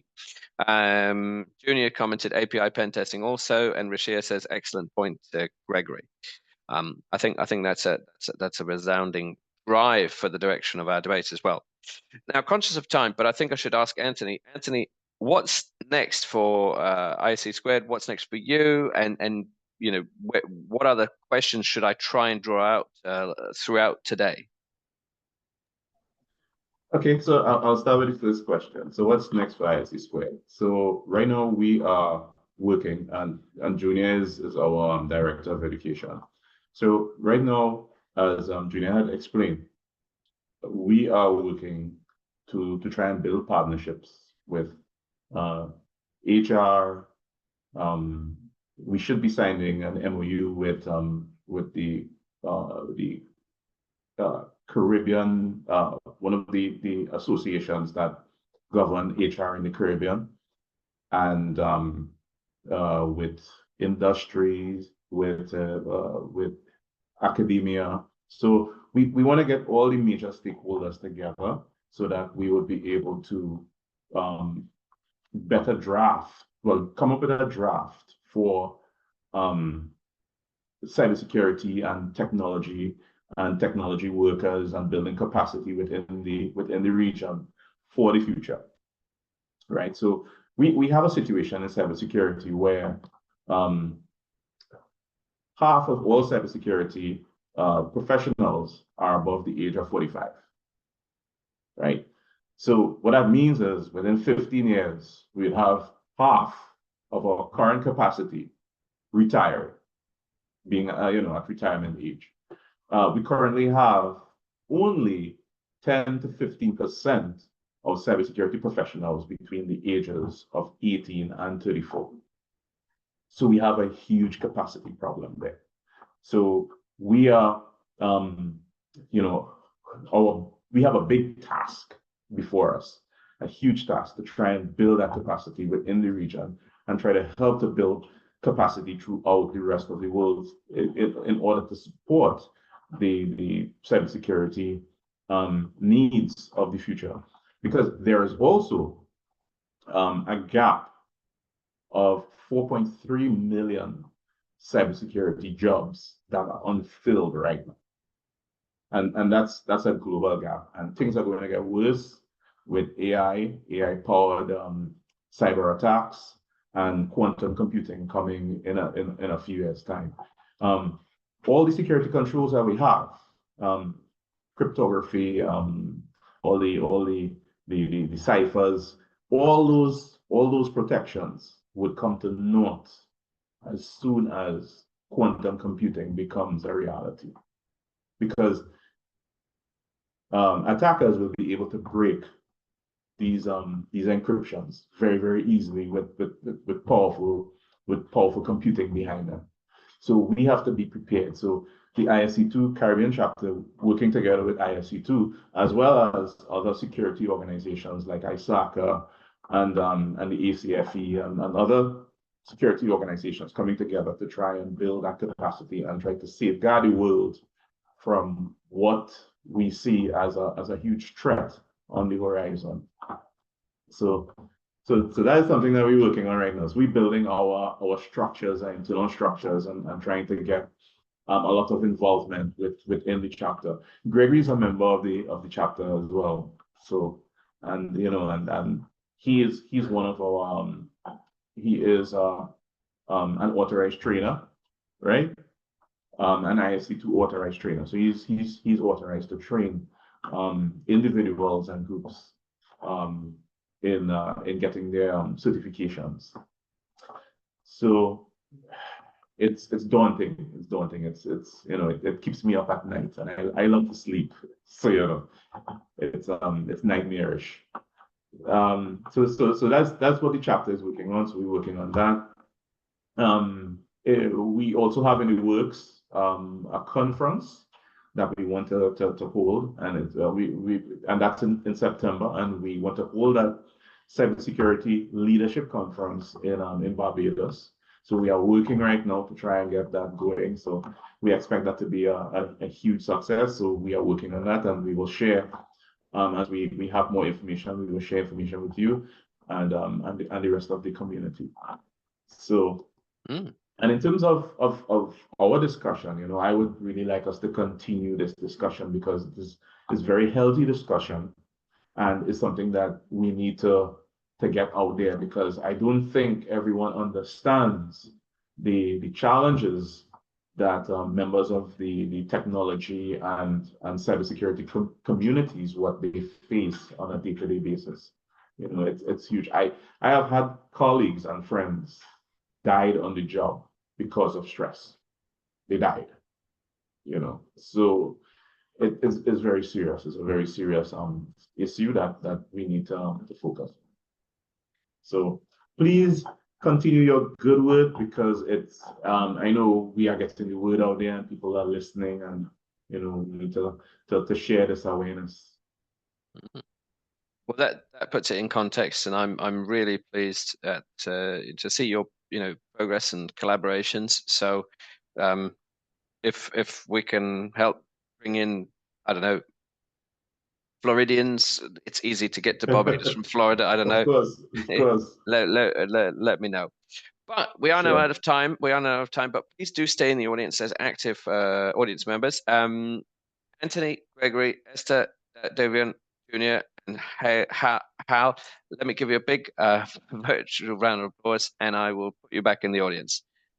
Thank you. Thank you. Thanks for having us. Good. Thanks for having me. Thank you. I'll put you all back. And I have been adding some screenshots to our Twitter channel, where CTG Intelligence is the Twitter channel. So if you go there, you'll see, yes, some pictures from B-Sides that I've just been at, which is next door. And you'll also see some very nice screenshots, very fetching screenshots of our fine panelists. Now, we are supported for this event and for many others by 360 SOC. And what I will now do is invite up a very good friend to the stage to talk about the SOC of the future. 360 SOC has very kindly supported this event before, and a number of our events in the States. I'm delighted to invite up Chris Ichelson, CEO for 360 SOC. Chris, how are you doing? Doing pretty good. How are you doing? I'm doing well. I'm enjoying being in the Caribbean. It's very sunny in the Caribbean. Where are you coming to us from? Calling in from traveling this week. I'm all over Phoenix, then Texas. Just traveling a lot. So fantastic. A lot going on. Well, what have you made of the debate so far? Because for me, there's a lot of parallels with a lot of the other series that we do in different geographies. What have you made of the debate so far? It's good to see a lot of new faces, definitely in the event, for sure. And obviously the content. I was interested in what the other gentleman was saying about the stress workload or the stress in IT. I have my own thoughts on that myself. But you know, I also think that you know, the stress is what you make it, right? You know, at the end of the day, when you think about the stress, and that was the one thing I picked up so far, you know, when you look at like where I sit in the organization, ultimately responsible 24 hours a day, 7 days a week, I still don't feel stressed though. You know, why would you feel stressed if you put the plans and the processes in place in order to be successful so that you know when something happens what to do, right? Not, you're probably cutting corners or something. You're creating unnecessary stress, right? And that was the one thing I picked up. But out of all these events we've done, very rarely do we ever talk about that component. And for me, I think that people need to peel it back a little bit more and say, like, you know, I have stress for the hours I'm there. The rest of it, I can go back to my life. Maybe that's more stressful than work. I don't know. But that was something I caught on that last call that I thought it was interesting, because the guy said he's had guys die in the chair because of stress or something like that. And, you know, I'm sure that would have happened if it wasn't IT or if it was something else too. So it's kind of interesting, but that's what I took from that so far. But the event's going good. Love to hear the opinions and the panels and all that stuff. So yeah, no, and I appreciate the different cultural nuances, and of course here in the Caribbean, that there's often a lot of pressure on the singular employee because some companies are quite small. So I can absolutely appreciate that. Now, when we're looking at improving this MSS, MSP, end customer relationship, why could it be a good idea to look at the SOC as the place where everything can come together? Why could we place our sort of our hopes in the SOC of the future as the glue that brings everyone together? I mean, I think the SOC's an enabler.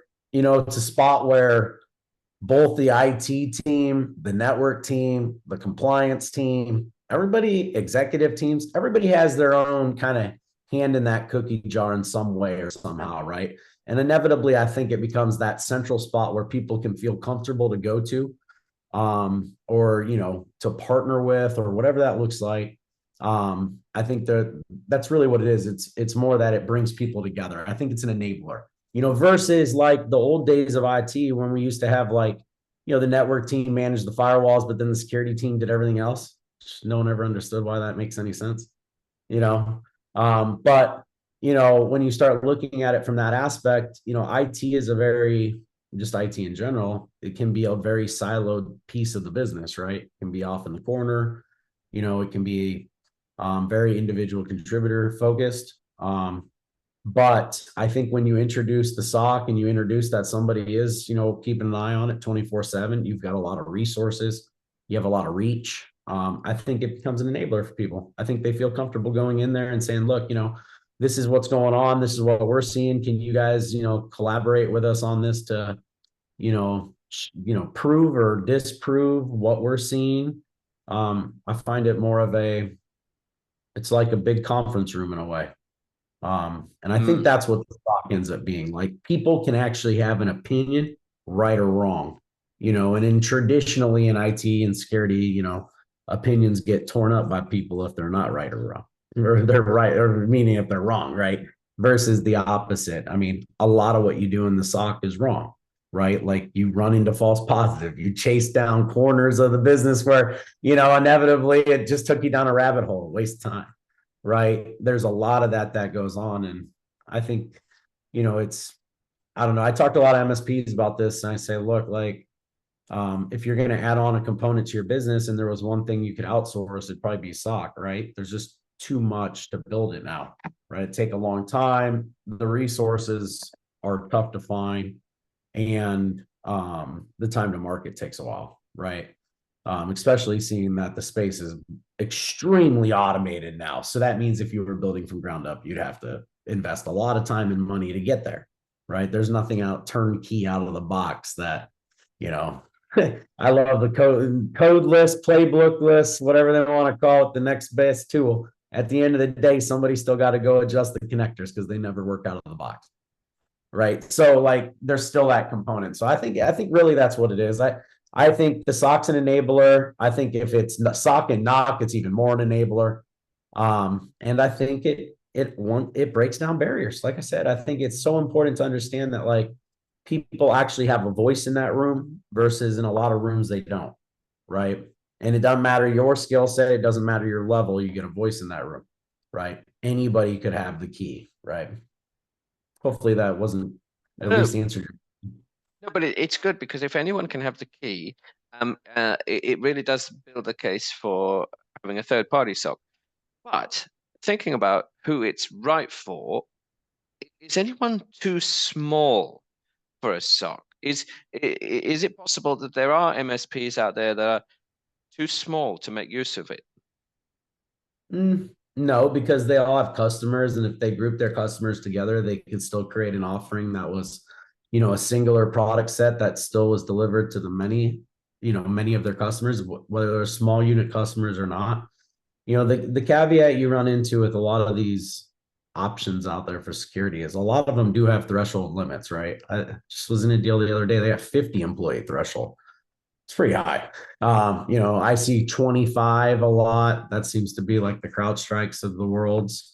You know, but our smallest customer has like, I want to say like 8 employees that has SOC. But they sell to somebody who makes them have to have, you know, advanced security, right? You know, monitoring. They gotta, you know, apply the same controls as the organization they're selling to. So that's a good point. And as we heard earlier in today's session, there are some companies in the Caribbean who have 8 employees, but they have transactions, each of them in the millions. So number of seats doesn't necessarily mean you know, value. But we also spoke about how we're going to staff these SOCs. And here in the Caribbean, many people mentioned that you know, if you upskill people too far, that they might go in pursuit of other jobs in other places. But there's a big market for kind of hybrid working as well. How do you staff your SOC? What do you look for in you know, maybe an entry level analyst and beyond? well, luckily I have a couple great universities in our backyard here in the Phoenix Metro in Arizona. We've got Grand Canyon University repping their shirt today. Got Arizona State and U of A here, and then Embry-Riddle up in Prescott. The talent pool we get down here in the valley is really good. I actually posted to LinkedIn the other day. We did a job fair open house for the interns, starting with sophomores in college all the way to graduates. I think 24 people showed up, 22 of them were hireable. I mean, if you're looking for that skill set, you know, entry level SOC, you want to, you know, be able to advance on things like the OSI model and, you know, advance their skill set and understand that, you know, those entry level roles in the SOC is no different than help desk was. You're going to have to go teach them a lot in order to make them, you know, be able to bring this much little value, right? Most of what those roles do could be automated, right? I mean, there's no reason why they can't be. But in today's world, 2024, people still want humans sitting there, you know, whether it's checking automation, whether it's auditing automation, whether it's making decisions, changing decisions, whatever it might be. But for us, like, I've had a really good luck with the local community, pulling from there for the talent. I'd say the biggest struggle for me hiring is probably the more senior people. People come in and they've got these resumes that are, I mean, man, they must be amazing. And, you know, they then show up and they were so far away from turning that wrench that they can't turn the wrench anymore. And I would say that that's the biggest challenge for me from an operational standpoint. And then if you take it into the granular SOC experience, most people that have that granular SOC experience, they do more SOC dev than they do SOC work, if that makes sense, right? Whether it's building out reports, whether it's building more rules, what, you know, it's more of a dev spot. And that's another thing too, because if you find somebody with a lot of skill set and they don't want to do that, it's going to be a problem, right? Because that's traditionally what they need to do, but also they should be able to drive efficiency on the other side too. So the talent pool is weird. I don't believe there's any unfilled jobs anymore in cybersecurity. I posted that to my LinkedIn recently. I think they're all full.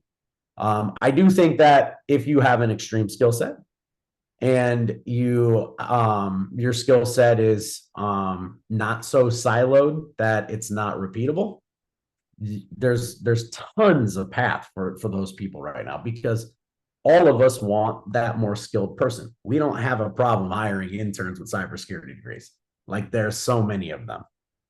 You know, you get to pick and choose. I think we had 11,000 applicants for our internship role last month. Something crazy. Maybe it's 8,000, but it's a lot. So you got a huge talent pool to pick from.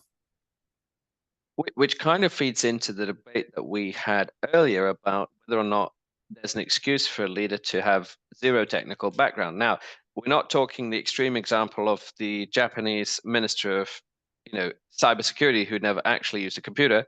That's extreme. But I think when we're talking leadership, there's less and less of an excuse. to have someone that never ever was an analyst or never ever was a developer. However, you then present another challenge when you're finding them because they forgot how to crank the wheel. Do you think into today's SOC, the big skill set in that leadership position is that they still know how to get their hands dirty when it's time? The good ones, the ones you want, yes. You know, but I mean, I say the higher they're getting paid in their current role, the less work less value they'll ever bring you to the table. I know that's like ass backwards in a way, but it's true because that person that comes in, that senior got that much, they've been so disconnected from it. They're the type of person that comes in on day one and says, you know what? My last role, I had an assistant. What do you need an assistant for? Right? Your IT. Learn how to screen your calls. You know what I mean? Like, you're not the CEO. I don't even have an assistant. I'm a CEO. You know what I mean? Like, we'll waste the money, right? Like, you know, I'm going to have somebody read my emails and respond to them for me. That makes sense, right? But I think that those roles, honestly, that's how I do it when I interview. And hopefully people listen to this because then maybe when they apply and they blow up my LinkedIn box, they'll see my response a little bit differently. But you know, if it truly is, the more that I see the individual making when they come, they say, hey, what's your current, you know, where are you at right now? I'm making 245. Okay. You're way overpaid, right? You know, I'm making 175. You do a lot of individual contributing. So which one do you want? Right. You know what I mean? Like, you probably want the guy for 175, not the guy for 245. Now it's more extreme than that. Like, there's guys that I interview that, you know, $400,000 or $500,000 a year for CISO roles at, you know, interviewing for a new role. Keep your role. You make a fortune. Why would you want to switch? Right. So, you know, there's a lot of that out there too, that creates a lot of job, you know, chaos, you know, and I haven't really talked a lot about this too much. I did on a board, I think, back in Phoenix last year, we briefly touched on the skill set pool and trying to get the universities to, you know, strengthen what they're teaching. But, you know, from a SOC owner perspective, like that advanced skill set, like I was mentioning earlier, like when you're looking at like the CIO, CTO, CISO roles, I mean, it really is like most of those guys, they want to all run SOCs, but they've never run SOC before. There are very few people that have any experience in all this stuff, right? If you look at it from a whole, you know, it's not like, you know, there's all these companies that do it with very little experience doing it. This is still pretty new, right? Like, you know, Lockheed and companies like that had SOCs before. No one else did, right? You know, so it's interesting out there. And I don't know, I think we should do a whole series on the role thing, maybe on one of our next events. Well, I think it would be a good one and I'll come with some more data because there's some interesting things that I've seen while doing this for the last couple of years that I think if you look at the data set, you can almost identify it in the data and save your time in the interview. You know, the right person, or more importantly, interview the right person, right, going forward, you know, not the wrong person. You know, the one that looked good on paper probably wasn't the right fit for the role. And I actually see a lot of people on LinkedIn talk about that. You know, there are a lot of people say, you know, apply to role even if you don't have all the skill sets. Sure, okay. But, you know, and in the end, I think it's kind of the opposite there as well. Like, you know, apply the role if you have the skill sets, but if these are senior roles, you should have 120% of the skill sets. You know what I mean? Like, you know, I understand a junior analyst or something, sure. Like, there's a learning curve, but 20 plus years experience, I don't know about that. So, but you're right. Yeah, that could be a great session all on its own, and I think it's a great interest to the community. But zooming out again, the SOC as a service. Obviously, we're in the Caribbean.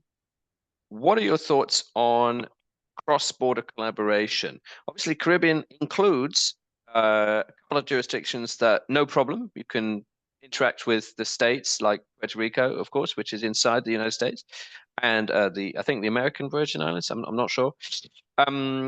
But what potential for collaboration do you see between the States, the SOC, and the rest of the Caribbean? So I see there's a lot of people that are in the security business that live down in the Caribbean, Dominican Republic, Colombia is a big spot too.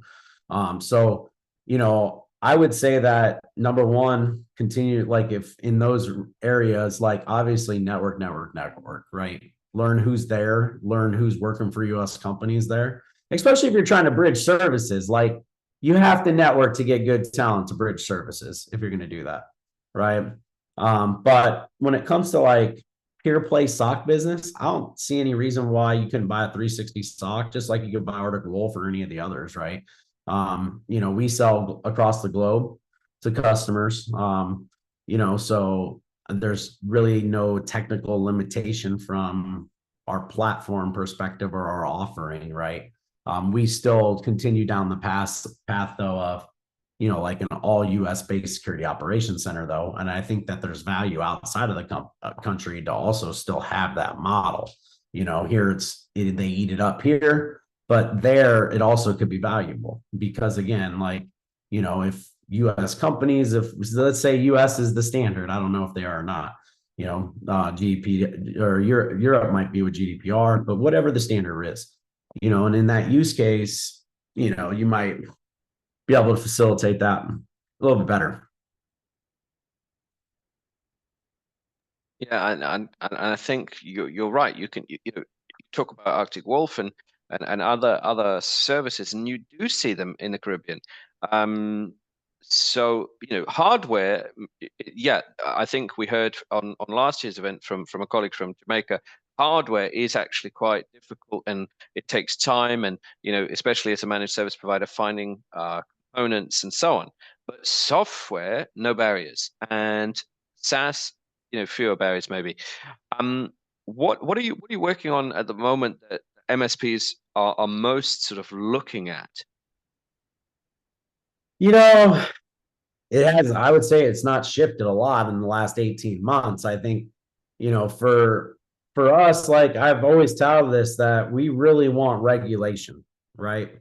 Let's regulate this more so that people obviously don't just pigeonhole the insurance company and buy insurance all the time, right? And I think that understanding that piece of it, I still think it's kind of security still very wild west, right? There's nobody says you have to do it. You should do it. It's in your best interest to do it, but nobody requires you to have to do it, right? Potentially you might be able to not sell a customer, but chances are if your product was good enough, you probably still buy it anyways. So it's interesting when you look at it from that perspective because I don't even know what the wording for it is.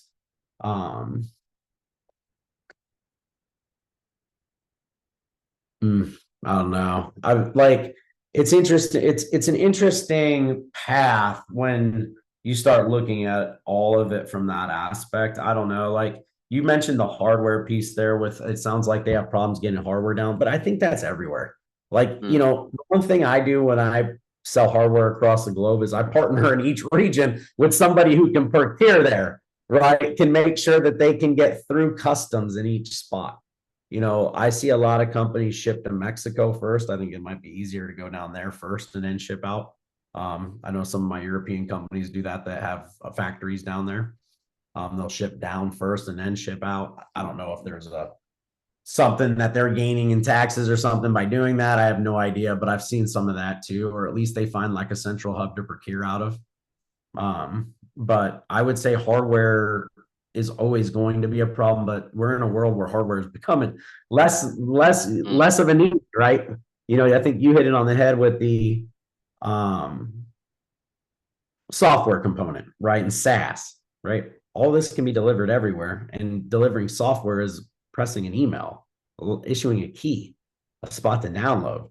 There's no customs involvement there, which I think is powerful. So like if I was in a smaller region, maybe I would, look at being very next gen where I don't have to really, have to use, physical equipment in order to facilitate the business.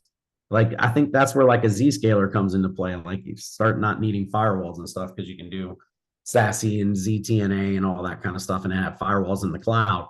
So you can start, getting that same experience without necessarily having the physical, equipment on site or procuring physical hardware. Yeah, I think I think the hardware business, I don't know what's going to happen with that in the future. Obviously, data centers all need hardware so that we can store all this stuff. But the old additive that's more often, I mean, I run into companies every other day that are like 400 or 500 employees and they're work from home. It's it'll be interesting managing all that working from home.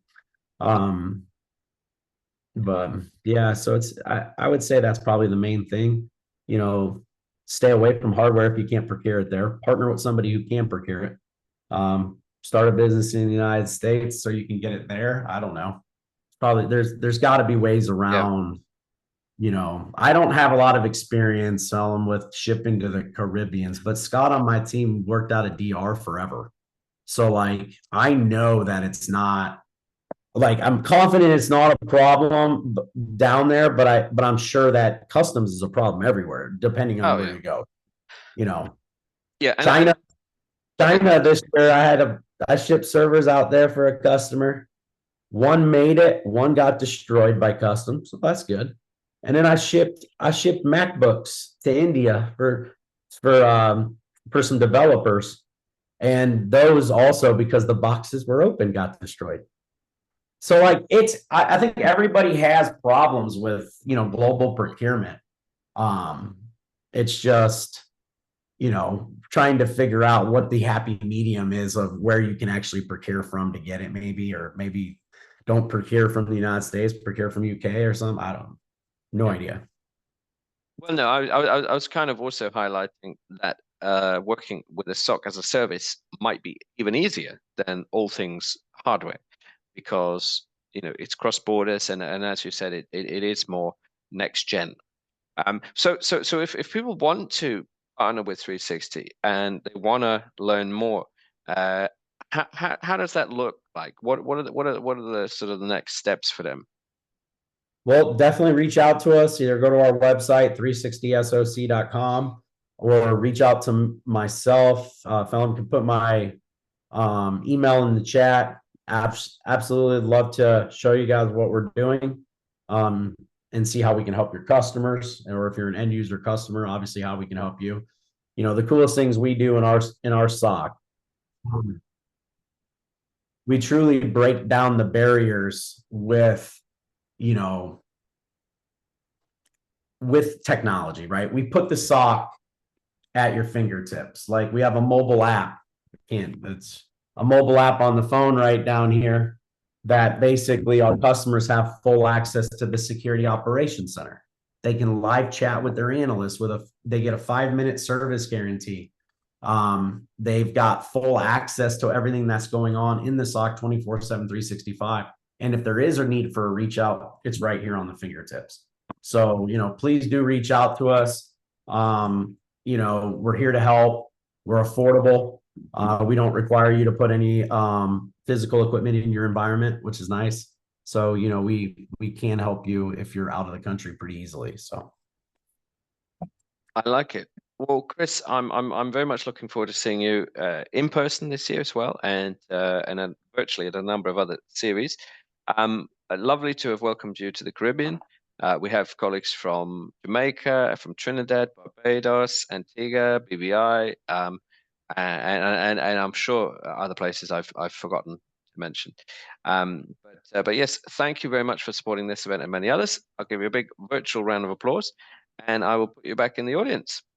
All right, man. Thank you so much. Everybody enjoy the rest of the day. I'm interested to see more. That panel before mine got me though with the stress thing. So I'm going to go back and look at that when you pop that recording and see what the rest of that looked like. So absolutely. Yeah, I'll add it to our channel.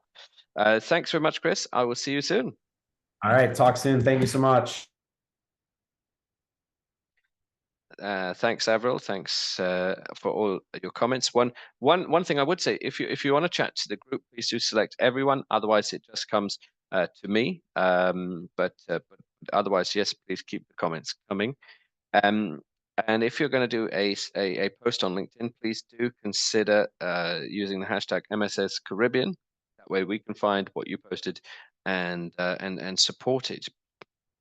Now, let me bring up our next panelists to give us a slightly different flavor, because it's always worth checking in with one of the unique geographies of the Caribbean.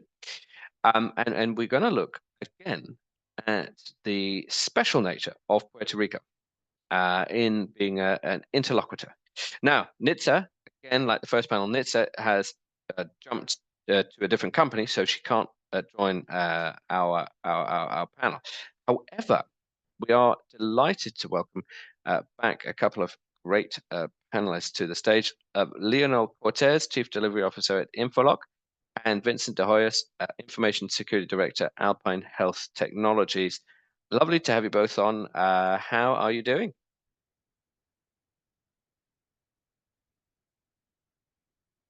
Hi, Falim. Thank you for having me here. Doing great. Welcome back. Welcome back. Have you been enjoying the day so far? Well, it's a little bit rainy today, a little bit chilly, but good day nevertheless. Very good, very good. And Vincent, what have you made of the discussions? Yeah, they've been great so far. I gotta be honest with you. A lot of things to think about it so far with the other panelists that you had on board this morning. You know, we are good information, especially what Esther said about the CISO. You know, probably he has to do some technical stuff and everything like that. You know, I like that part. You know, because as a CISO, sometimes I got to do technical work myself. That's right, and that balance is really key. And as much as we do kind of say, hang on, don't put too much on the architect. If you're a very small company, then maybe there's only you. So there's a lot of challenges there. But Leonel, let's ask. Since last year, you know, how have things changed in Puerto Rico? Given that we're putting a spotlight on Puerto Rico, we know there is something special about Puerto Rico being in the States, but also part of the Caribbean. Okay. Well, oh, sorry, Ron. Go ahead, Vincent. No, go ahead. No. Well, what I was about to say is that the situation, I think, that is reflected in Puerto Rico might be something that is affecting the entire world right now, and it's basically more related with AI, right? Artificial intelligence.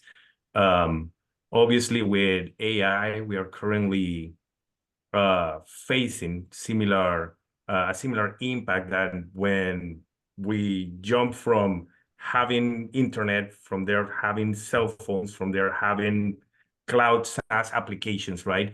The AI has the potential of changing the behavior of people, the way that we do business, and obviously that has an impact on companies that are in charge of monitoring these situations in order to secure the data assets from our customers, right?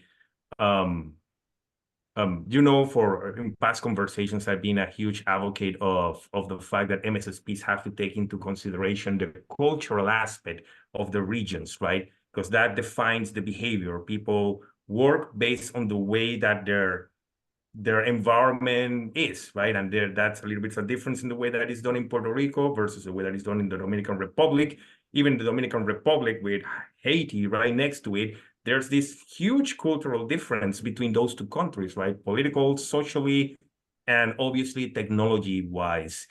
I see that becoming more and more, the AI stuff, sorry, is becoming more and more into conversations internally, and not only about what type of services we can provide, but how to better advise our customers in the US and in Puerto Rico on the best way to use these cases. I would say that if anything, in the business environment that surrounds the MSSP, that is like the hot potato right now.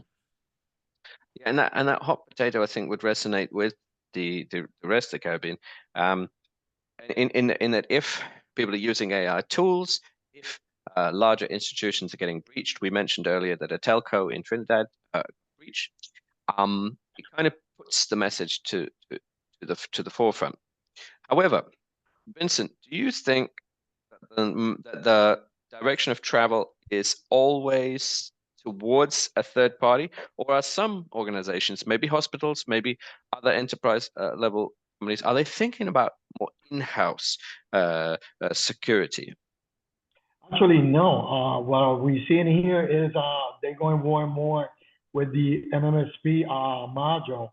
Since first of all, it's real hard to get talent in Puerto Rico right now. A lot of the talent is actually leaving to the States right now.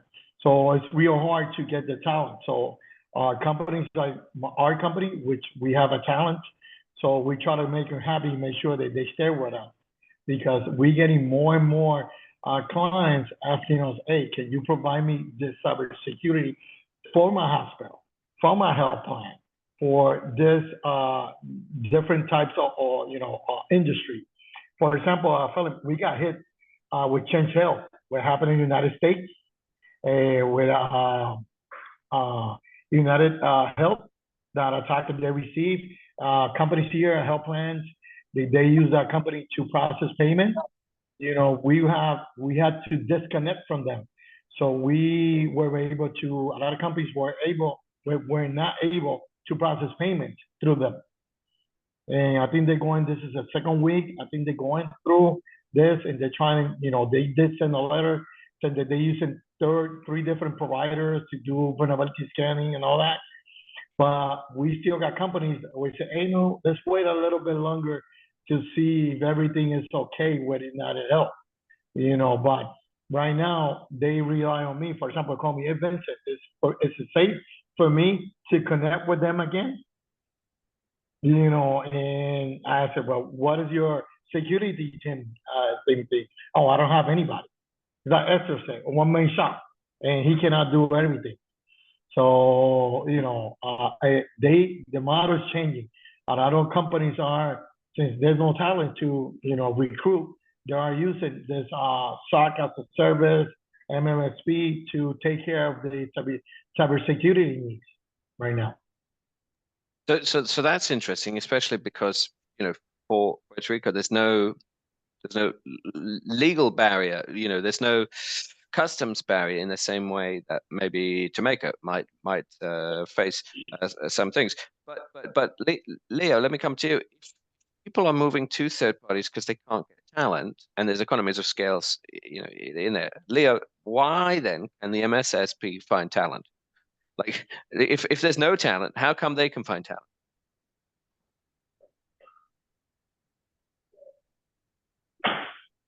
You mean in Puerto Rico as a region, or basically to leverage the proximity with the EU? Yeah, if everyone is having a recruitment challenge, why can MSPs achieve some level of recruitment? Because if we're saying that working with a third party helps solve the skills gap in a little way, are we saying that MSPs or MSSPs just have more luck, or maybe they pay more? I don't know, to attract talent. I think there might be a combination of the different factors, and something that Chris in the previous session mentioned that resonates a lot with me has to do with the level of expertise that we are looking for certain positions, right? And that becomes kind of like the chicken and the egg situation, where we have the huge need to continue developing resources, right? But at a certain point, the current use cases that are presented to us requires for us to provide services with certain level of quality that requires at the same time people that have certain level of expertise, right? I do feel that MSSPs are the perfect the perfect environment to train and grow these professionals, because we have several different vectors of complexities within our customers that allows us to put resources, right, that may not be necessarily at the architect's level yet. However, that doesn't mean necessarily that they cannot use these lower risk opportunities to still provide quality of service to our customers and still be in the learning process, right? That is the biggest benefit that I see in the entire cybersecurity market, the importance of the MSSPs. We are the training ground for the next generations of people, of soldiers, that will be the right thing in the cybersecurity space. Now, how does that translate to Puerto Rico as a region? Puerto Rico still is a place where I feel the quality of education, it's there at the same level that we can expect from any university or any educational institution in the mainland of the US. With the advantage, however, that we can be bilingual. We have a much better disposition to absorb different cultures, right? Because we are a multicultural entity by itself. It's been like that for decades, right? So all of that is a perfect scenario to groom the perfect type of professionals that will basically take the Caribbean region beyond just the, right? That is my opinion on the matter, really. Yeah, no, and that's really crucial because that bilingual nature, it is the gateway to not just the Caribbean but Latin America too, and also it connects with Miami, where loads of people in Miami also speak Spanish, which is a big blend. And Vincent, I tell you what, why don't we ask a question we asked of a previous panel? What are customers asking from your services? Like, are they informed, and are they coming to you and saying, Vincent, I want this brand name SaaS product, or are they asking for different things? Right now, they do ask for different things. A lot of the customers probably they tell me, hey, listen, I went to a CISA conference, or there was a guy from CISA cybersecurity advisor, and he advised companies to make sure they do have a vulnerability assessment program in place and remediation. Sometimes they don't even understand what that means. So that's why they call me. I say, oh, listen, I want to do that. How can I do that? And I tell them, well, you got different options. CISA can do it for you. I also got products. They can do that, but it'll be great if you have that type of concern. You can do it on a monthly basis, and you're supposed to be doing remediation on a monthly basis. So we can help you with that. We can help you also with identities. For example, right now, username and password is not enough. Sometimes you gotta incorporate MFA too, and they don't know how to do that. And I tell them, hey, listen, you got Windows, you have a licensing, you can use Authenticator from Microsoft. It doesn't cost you that much. But if you want to use a different one, so we got alternative for you. Depends on your budget too. We try to adjust to the budget of the client. Because, for example, I need a SIM. I said, well, okay, you got different ones. Okay, so depends on what you're looking for. Because IBM, you got Splunk, you got, but there are costs, involved in it, but you got little ones, you got Wazoo, which is an open source. If you don't want to pay, probably you can use that, so I try to give them. So usually they go, no, let me pay for it, and I want you to manage. For example, I want you to manage my vulnerability assessment, my remediation. I want you to monitor my firewall. And I tell them, listen, how many, we also got other services. You need a FortiGate analyzer so you can get the logs from the firewall, and we can give you a more extensive reports based in your security for your firewall. We were also audit the firewall to make sure it's in optimal condition too. So we offer them all this type of services, which they don't have the expertise right now to have. Okay. Also, what Leo was saying, I've been getting conversations with different types of universities. I say, hey, if you go to a company, a security company, they might be able, I'm pretty sure they'll give you free licensing so you can have your students to train. For example, they'll give you a firewall, a small one, They'll tell you, you can have somebody, they can help you, configure a firewall and teach the students before they graduate how a firewall works. How an antivirus console works, how you do a DOP, this and that, even with Microsoft license. So when the student comes out, they'll be, probably I can recruit that person, and that's the person who's gonna help me, work with the client and the necessities of the client has right now, especially hospitals, government. We're getting a lot of calls with government, hospitals, hotels too, even restaurants right now. They kind of worry now with all these types of attacks we've been getting left to right from the States, Europe, Ukraine, Russia. They kind of afraid of that. Mm-hmm. Which is good in one sense that they're really more informed. But what we don't want to do is for them to say, what are you doing about robots? And you're like, what? It's like, I saw this thing on late night TV on robots, and like, oh, okay. You need to be able to temper their expectations. But Leonel, could you speak maybe to the unique position of Puerto Rico in helping the Caribbean do business with the States and the States do business with the Caribbean? Is there something that you see going on, or is it's just two separate jurisdictions that never meet? I mean, I know they meet, but do you know what I mean? Like, can you talk through that, Leonel? Well, there's two different aspects of doing business in the U.S., right? One is the commercial market, the commercial vertical, right? That is an area where I feel that it's not limited only to Puerto Rico, right? There's a lot of companies here that have some level of interest in the Caribbean, especially around the oil and gas industry, right? And that we know that those are very important infrastructure type of businesses, right? They are regulated, but there's not necessarily any limitations in the way that they interact with the states. In the other side of the spectrum, the federal government is a huge industry by itself. However, there are limitations in the ways that some businesses in the Caribbean can interact with this segment, right? And for obvious reasons, right?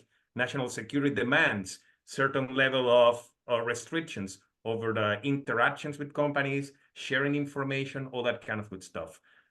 In that sense, Puerto Rico is much better positioned, being a territory of the U.S., to present, right, opportunities to interact with some federal agencies. As a matter of fact, there's some subset of federal agencies working in Puerto Rico by itself that basically put that particular market, Puerto Rico, in an advantageous position to absorb that type of stuff. Those are like the most evident vinculations that I can see between the Caribbean working with the U.S. mainline. From the commercial side, going back to the cultural aspect, and this is something that does impact the entire region.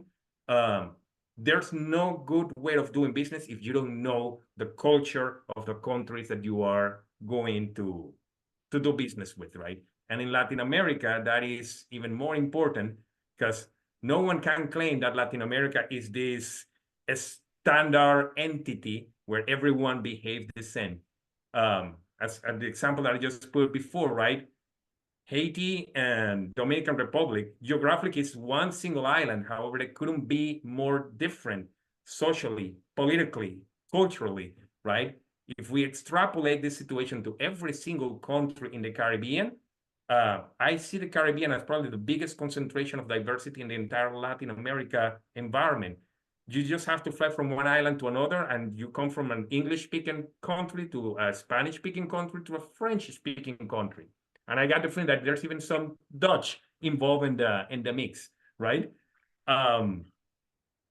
So all of these have to be taken into consideration for companies in the mainline that wants to do business there. How does that impact the MSSPs? The nature of our business, our go-to-market strategy, is to understand the ways that our customers do business, the way that their employers behave, the way that their customers behave, so we can then provide them with the best recommendations on how to protect their data assets, their infrastructure, right?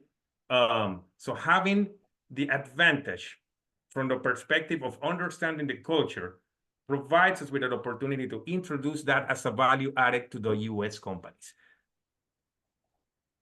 Which is really, really good news for our event here, because you're right. There are lots of experts, and it is a fine balance, as you know, Vincent mentioned, and I think also Junior previously mentioned on a different panel. If you highlight to the states what amazing talent there is in the region, that's good news. However, you don't want it to be such good news that they give them genius visas and recruit them all and to the mainland.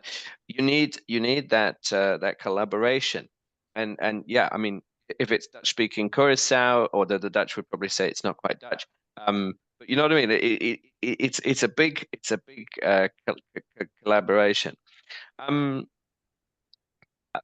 Vincent, what then do you think this means for the future of the managed service provider in Puerto Rico? Do you see more managed service providers either offering services to some of the smaller islands, or do you see them collaborating with local partners?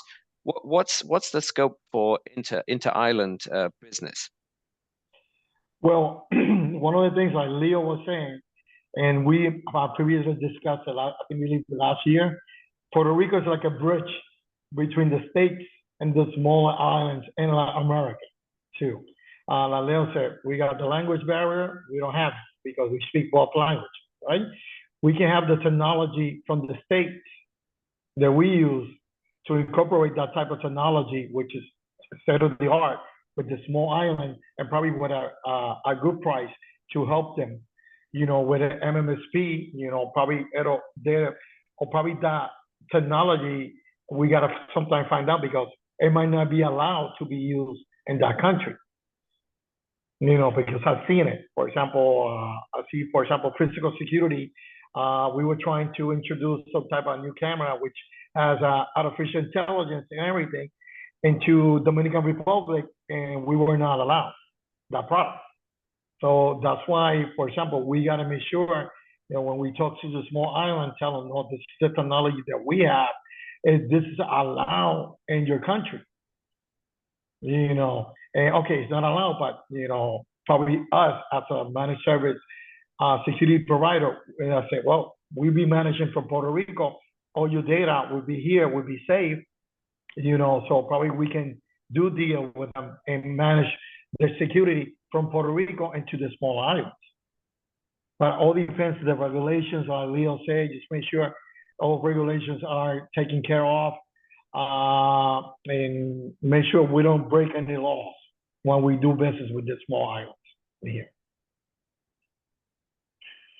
That is key, because as much as we could be pioneering, and you know, like, hey, I've got this new, well, I'm not going to name a state, but like, I got this new solution, and I know this island wants it. We have to be careful, especially as people deal with digital identities, digital currencies. You know, that's really, really key, because you think doing business between states is difficult with their privacy laws. Maybe you will just run foul. So I guess you're going to want to prioritize where you want to do business, which might be bad for some of the really small jurisdictions. Because you may not have a general counsel that really knows, I don't know, Barbuda, the island. I mean, it's there with Antigua, but you know what I mean? Like, correct. Mm-hmm. So I guess we have to prioritize. Leo, what's then next? What should we be talking about next year when we talk about the spotlight on Puerto Rico? What's coming up that people should think about? Given that we just said people should consider, do you want to specialize? Do you want to know about a jurisdiction?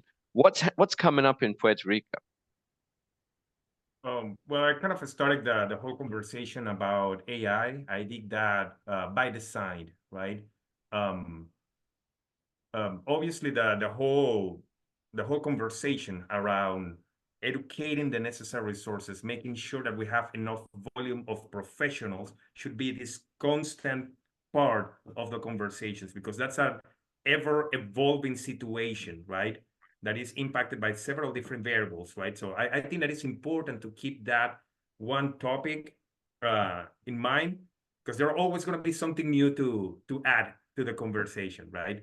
In terms of the artificial intelligence piece, it'll be very interesting to see how the situation evolves from now that we are just starting to evaluate, right? Oh yeah, this exists. There's these kids that are using it just to do their homework for college. I hope that their professors doesn't catch them. To now companies are evaluating how can their employees use this stuff, right? We know that it's human nature, right? We create tools. Tools are not good or bad. There are always good and bad intentions in the way that we use them. It's our responsibility as MSSPs to evaluate the risk, evaluate the potential of these tools so we can provide a better advice to our customers. As I said before, going back to answering your question, it'll be good to put a thermometer in that situation, right? We are here right now. This is the current state of the adoption of this technology. This is how the good actors, the bad actors, and the regular users, the civilians, for the lack of a better term, right, are using this stuff. Let's compare it in the near future to see where we stand with that, what challenges we've been facing, what solutions we may have found, right, that we can share with the community in order to strengthen the strategies that we have in place to basically protect against the bad actors. And that's a good shout. And hopefully, other islands will say, hey, that's not unique to Puerto Rico. That I see that too. We want to foster that kind of thing. But maybe, Vincent, is there anything, any legislation, I don't know, something someone should think about, or when they think about Puerto Rico, should they think United States and we'll map all of our legislation to that, or is there going to be something special for Puerto Rico, much like in different states, there's different privacy laws? Will we see the Puerto Rico Privacy Act? I don't know. I'm just throwing it out there. But will something like that come out? Well, we try we actually, since we are regulated, for example, with different laws, they come out of the states. But CISA, probably right now, I believe they were talking about a law was supposed to be signed, which it doesn't matter how small the breach is, it has to be notified to CISA and all depends. Before we say, if you get 500, a breach with 500, pages or something, information just hacked, you were supposed to do it. But now, when I was in the conference, they say even if it's 100, you have to notify because you have to abide by the new law, which is going to be, I think it was signed.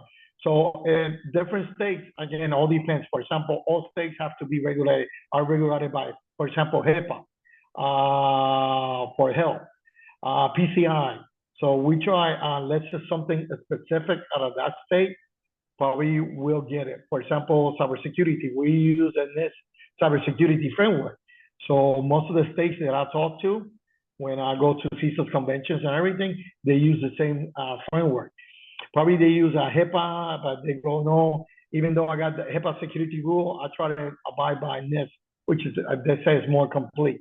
So usually they abide usually by the same type of framework like we do in Puerto Rico. See something new when I get business with a different state, for example, New York. New York got a new change coming when it comes to funding now hospitals for cybersecurity projects and everything. So we were involved and they sent us the new regulations and law, which probably it doesn't apply to Virginia, for example. So we try to, we ask them, listen, you have a new regulation, probably that's not country bound and it's specific for your state. And they do, I usually ask them for the document so we can read it and make sure we're in compliance, with that state. And that's really key, because then colleagues in the rest of the Caribbean can go, well, my lovely interlocutor partner, if I just follow a lot of the US legislation, maybe I'm halfway there, which is really key. And yeah, of course, there's going to be like Nevada Security Act, and there'll be Wyoming Security something, but generally there are higher level things.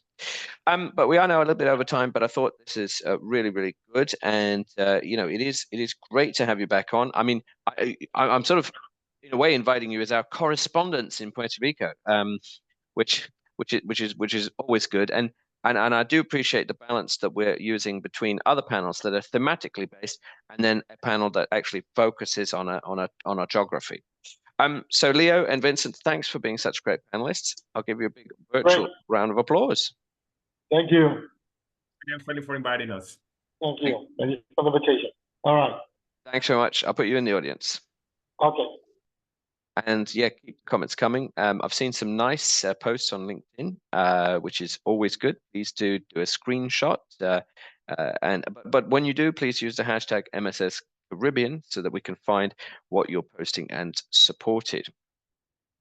Now, you'll notice that strategically placed panel with Puerto Rico brings us on to another session. We're very, very pleased to be supported by Galactic Technology Group for this event and many others.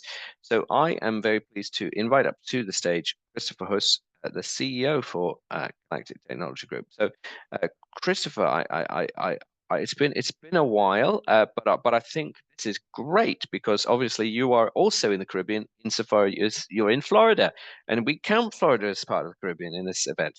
How are you doing, Christopher? Wait, I forgot I'm muted. Good, and your cell phone? Yes, I'm having a good time. I'm sunning myself in the Caribbean. It's really great news. But how have you enjoyed the debate so far? It's been interesting, hearing the different perspectives, especially when we got to talking about, the different CISO, kind of opportunities and where people kind of see themselves, because obviously that's a big area of like, once you gain some of the knowledge, like what's your value in the marketplace, and that's been one that's been intriguing to me for a while.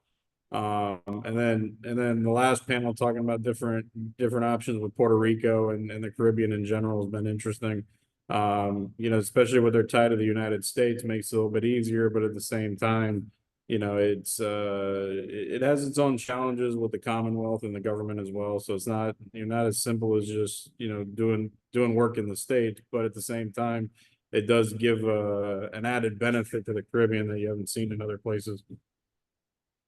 And I like that makes it the interlocutor, the connector between the two. However, what if we said people in Florida, particularly South Florida, you too are in the Caribbean? What would you say? As far as like the connection and now we're connected with the Caribbean? Yeah. I believe we have a distinct opportunity that a lot of places don't have. Because we do have the language on both sides, and then we are a connection. Like the point Miami has is the gateway to the Caribbean anyway, or South America for that matter. I mean, we're the tie between South America and everywhere else. And one of the interesting things that come up is a lot of people don't know that most of the undersea cables too all flow straight into Miami. Or at least within South Florida. So that portion does have a large play into our tech community here in Miami, which, the local government's trying to build up and be able to create. Yeah, and that infrastructure piece is really key because without some of those cables, some of our work wouldn't be possible. In fact, without those cables, our entire Zoom call here probably wouldn't work, which is why when we did the Australian event a couple of years ago, I was delighted in how fast everything works. I honestly didn't know if we could support it. But of course, in the Caribbean, we are still talking to some people in some of the smaller islands who don't have as much connectivity. So I do appreciate that it varies. Maybe can you tell us a little bit about your work and if you have collaborated with the Caribbean or the Caribbean before? So we've done some work for the Bahamas and a couple different islands down here, and The interesting part that we've kind of run into more than anything else is the government aspect to it. Whether or not, you know, the government is favorable to the tech portion, or whether or not they're even aware of certain increases in technology that have come up over the years. So that's been something that's been both challenging and interesting. The last panel brought it up as well, which, you know, it depends on the local laws and whether or not you're able to do it, right? So you might have the tech, but are they even allowing, you know, that to happen? We've run into that in several scenarios when it came into frequencies on projects we were working on wireless technologies. You know, in the United States, it's already cleared through the FCC, but down there it wasn't. So, you know, it's a long, grueling process, and whether or not you're able to bring it in is a whole different story. So, you know, issues can come up with that with the regulators where, yeah, the technology exists to support the customer, but in reality, you're not going to be able to do that. So, you know, or you do it and then you got fines later, you know, and then you have a liability that you may not be aware of. So that portion does come into play. Politics, of course, takes over from there, you know, and what the connections are. I think the biggest area it hinders the most is going to be the smaller businesses, right? So, you know, we talk about, you know, the larger corporations obviously have a lot of weight and pull to be able to get things done, but you have a lot of smaller businesses that need the technologies that are being pushed forward and the ones that are making things cheaper. So, you know, for example, with, you know, 360 SOC, you know, they're capable of providing a product that's going to be cheaper to the, you know, the small, medium businesses. Whereas, you know, can they even bring it in there? And those are the ones that are going to be affected the most. The large corporations that have their own SOC, they don't have to worry about it. So it all depends on the circumstances that kind of come into play with that, and how the regulators want to treat it. Unfortunately, it always, you know, kind of goes down to the small guy ends up getting kind of the short end of the stick on that one, you know, and how they are able to kind of take advantage of those technologies that we have advantage of here.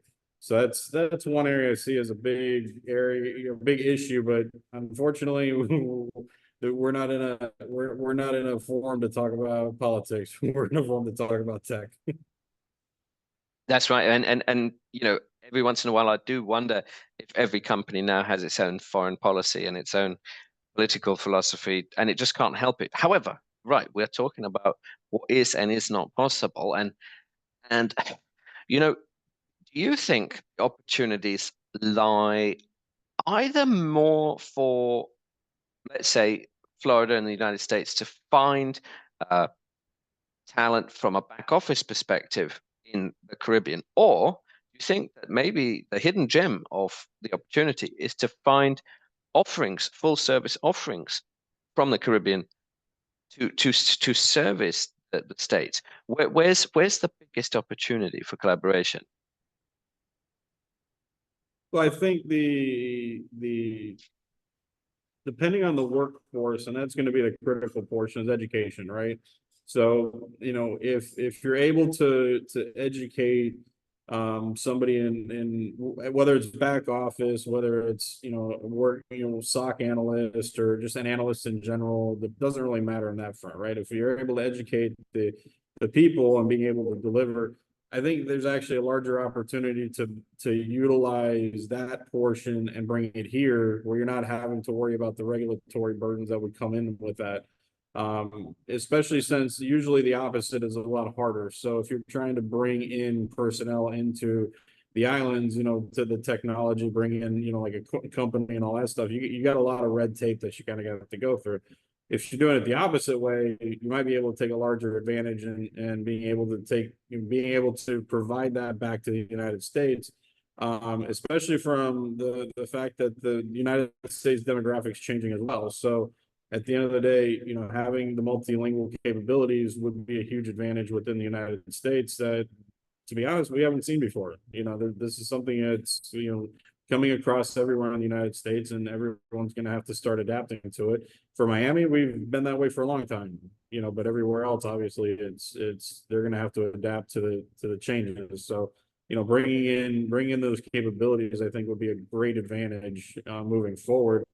Now there's, the diversity is huge. At the end of the day, you have, how many different islands, politics come into play, where would you go? A lot of those questions will come up. But I think there's a distinct advantage. I know there's a lot of look at that back office portion is what can we do to outsource it?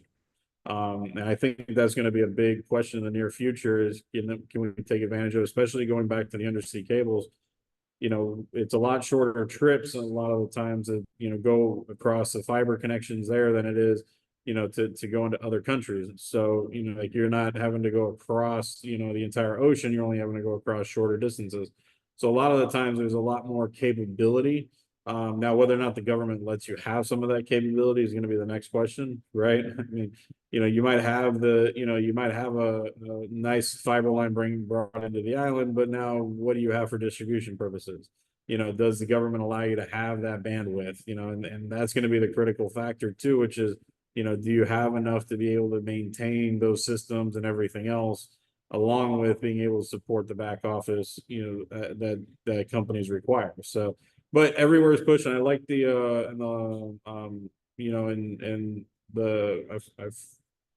if it was the last panel, but when you're talking, majority of people are starting to push at-home work, in companies that you're looking at, you got 500, 1,000 employees that are doing nothing but work at home. We've talked to several clients that have that, that are, working strictly from home. So, the change as far as you don't have to have this brick and mortar facility anymore is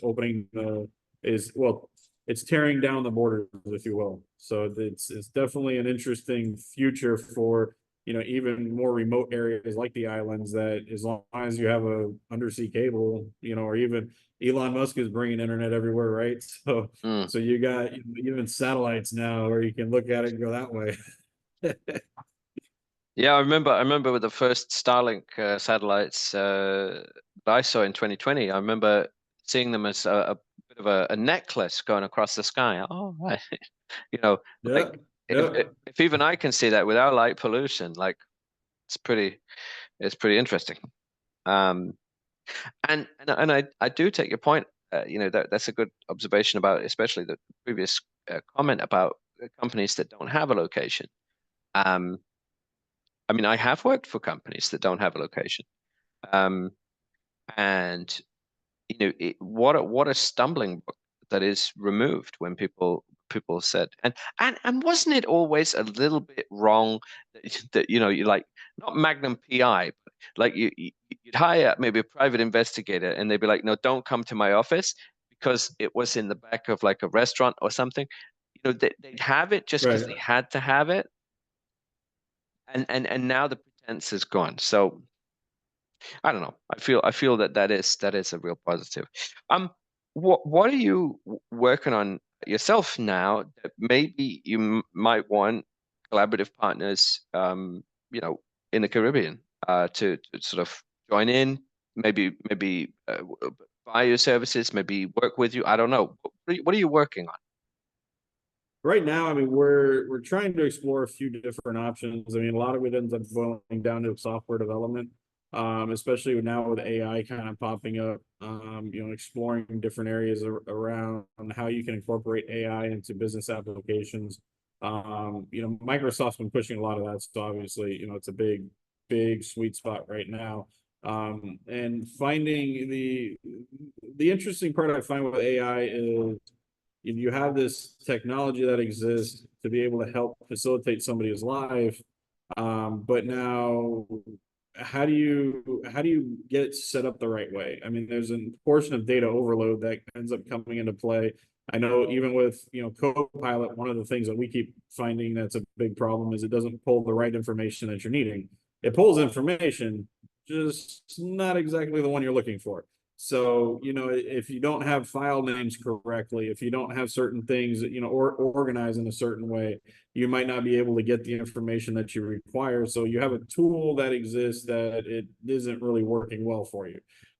So what we're kind of looking for, and maybe an option, just like we talked about earlier, is collaborating with other areas to find the personnel using back office portions, because now it's to be competitive in the marketplace, you got to kind of explore elsewhere. So at the end of the day, it's if we can find the people and being able to provide them the work, as long as they have the knowledge to be able to do it. That's kind of what we're looking for now. I mean, the software development is an area we're pushing in heavily. And it's not so much that we're writing programs. What we're kind of pushing more into is taking the use of even low code situations and being able to adapt that into how can we facilitate the company in the best way and provide the processes necessary that they don't have, like they don't see tech doing. So they're doing a lot of manual stuff that they don't have to be. And the area we're looking at is the reason why, even for us, the Caribbean becomes a large area. One, it's same time zone, so that's usually a big portion that helps, right? If we push in a lot of other areas, it's like you're on the opposite side of the world, so now it becomes a problem.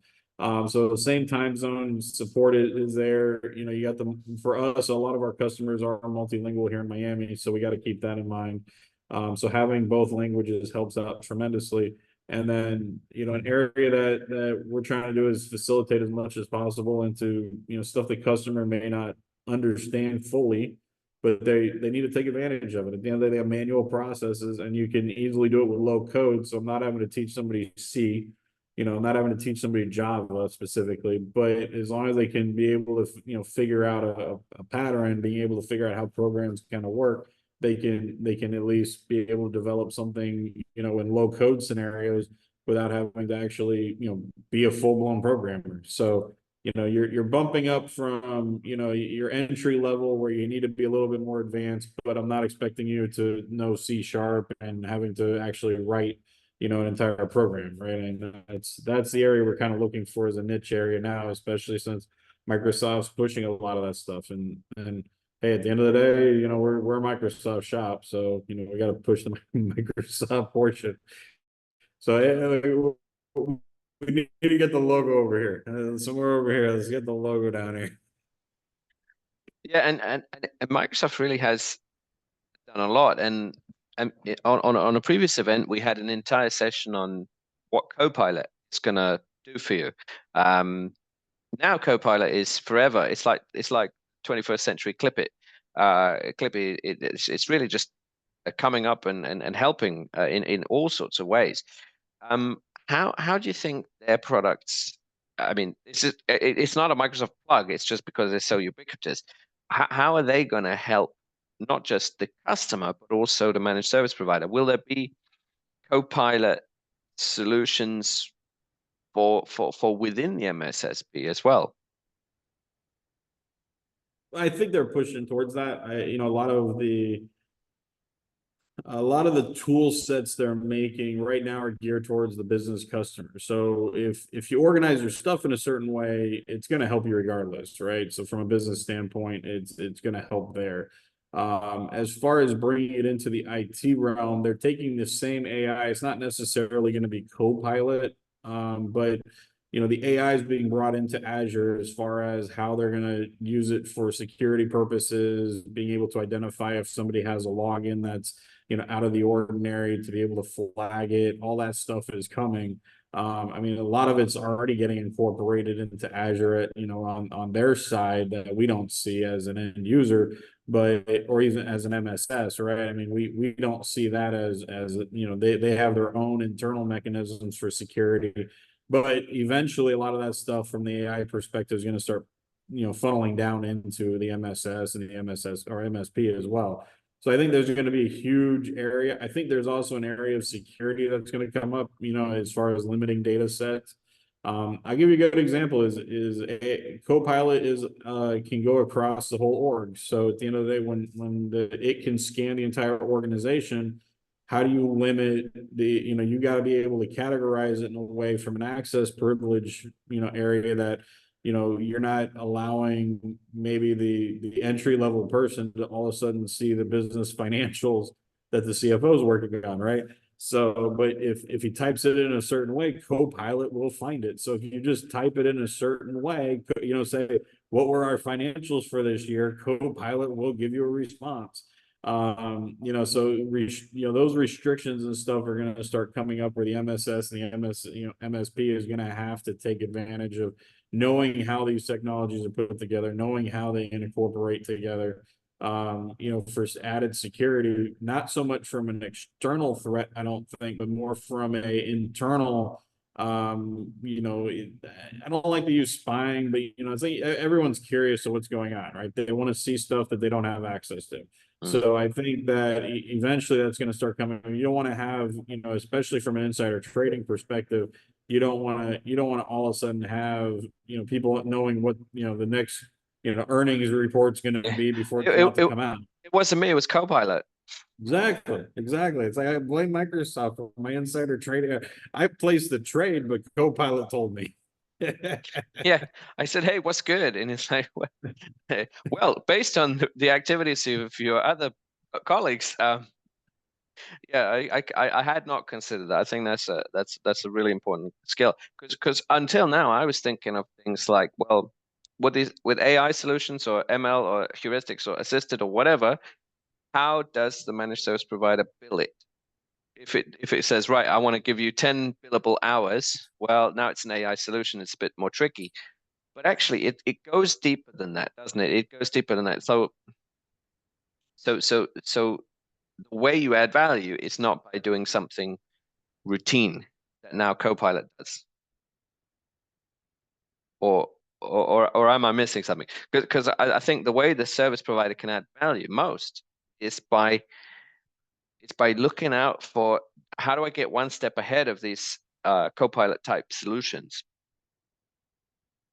No, agreed. That's where, and you also have to contend with the business leaders at the end of the day, right? So you have to always contend with your boss that says, I need something that's, Microsoft sits here, and I would, it's an age-old security issue within tech, which is you have the security professional that's telling you, hey, we need to analyze this, and then you have the business professional that's sitting here telling you, I need this because it's going to make us 10 times more efficient. But, and then you got the sales guy that's telling you everything's great, fine and dandy, and don't worry about it, and he's trying to make a sale. The business guy wants efficiencies, and the security guy wants to slow everything down. And at the end of the day, that becomes a problem. And there's a big area right now in AI. I think that people it's this area of wanting to expand the data set to best help your life. And at the end of the day, the question comes down to, well, what does that mean? Like, how is that happening? Is Microsoft even making sure that is it just the data I see, or is it the data the whole org sees, right? Is there, what's the security criteria around that? And right now, in a lot of areas, we don't know. Microsoft's released the product, but and how the data is being collated, and where it's coming from. And I always love the marketing material. We can scan everything. So I'm like, well, if you're scanning everything, then does that include stuff that the individual shouldn't be looking at? Because it's confidential information.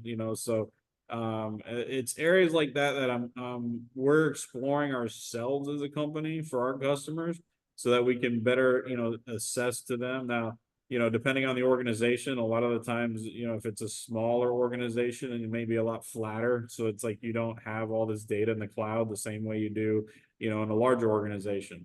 You don't have the same security controls. So is it, you're not talking a publicly traded company that's doing this. But at the same time, you got to be mindful that this data is floating around in data sets all over the place that the AI is looking at.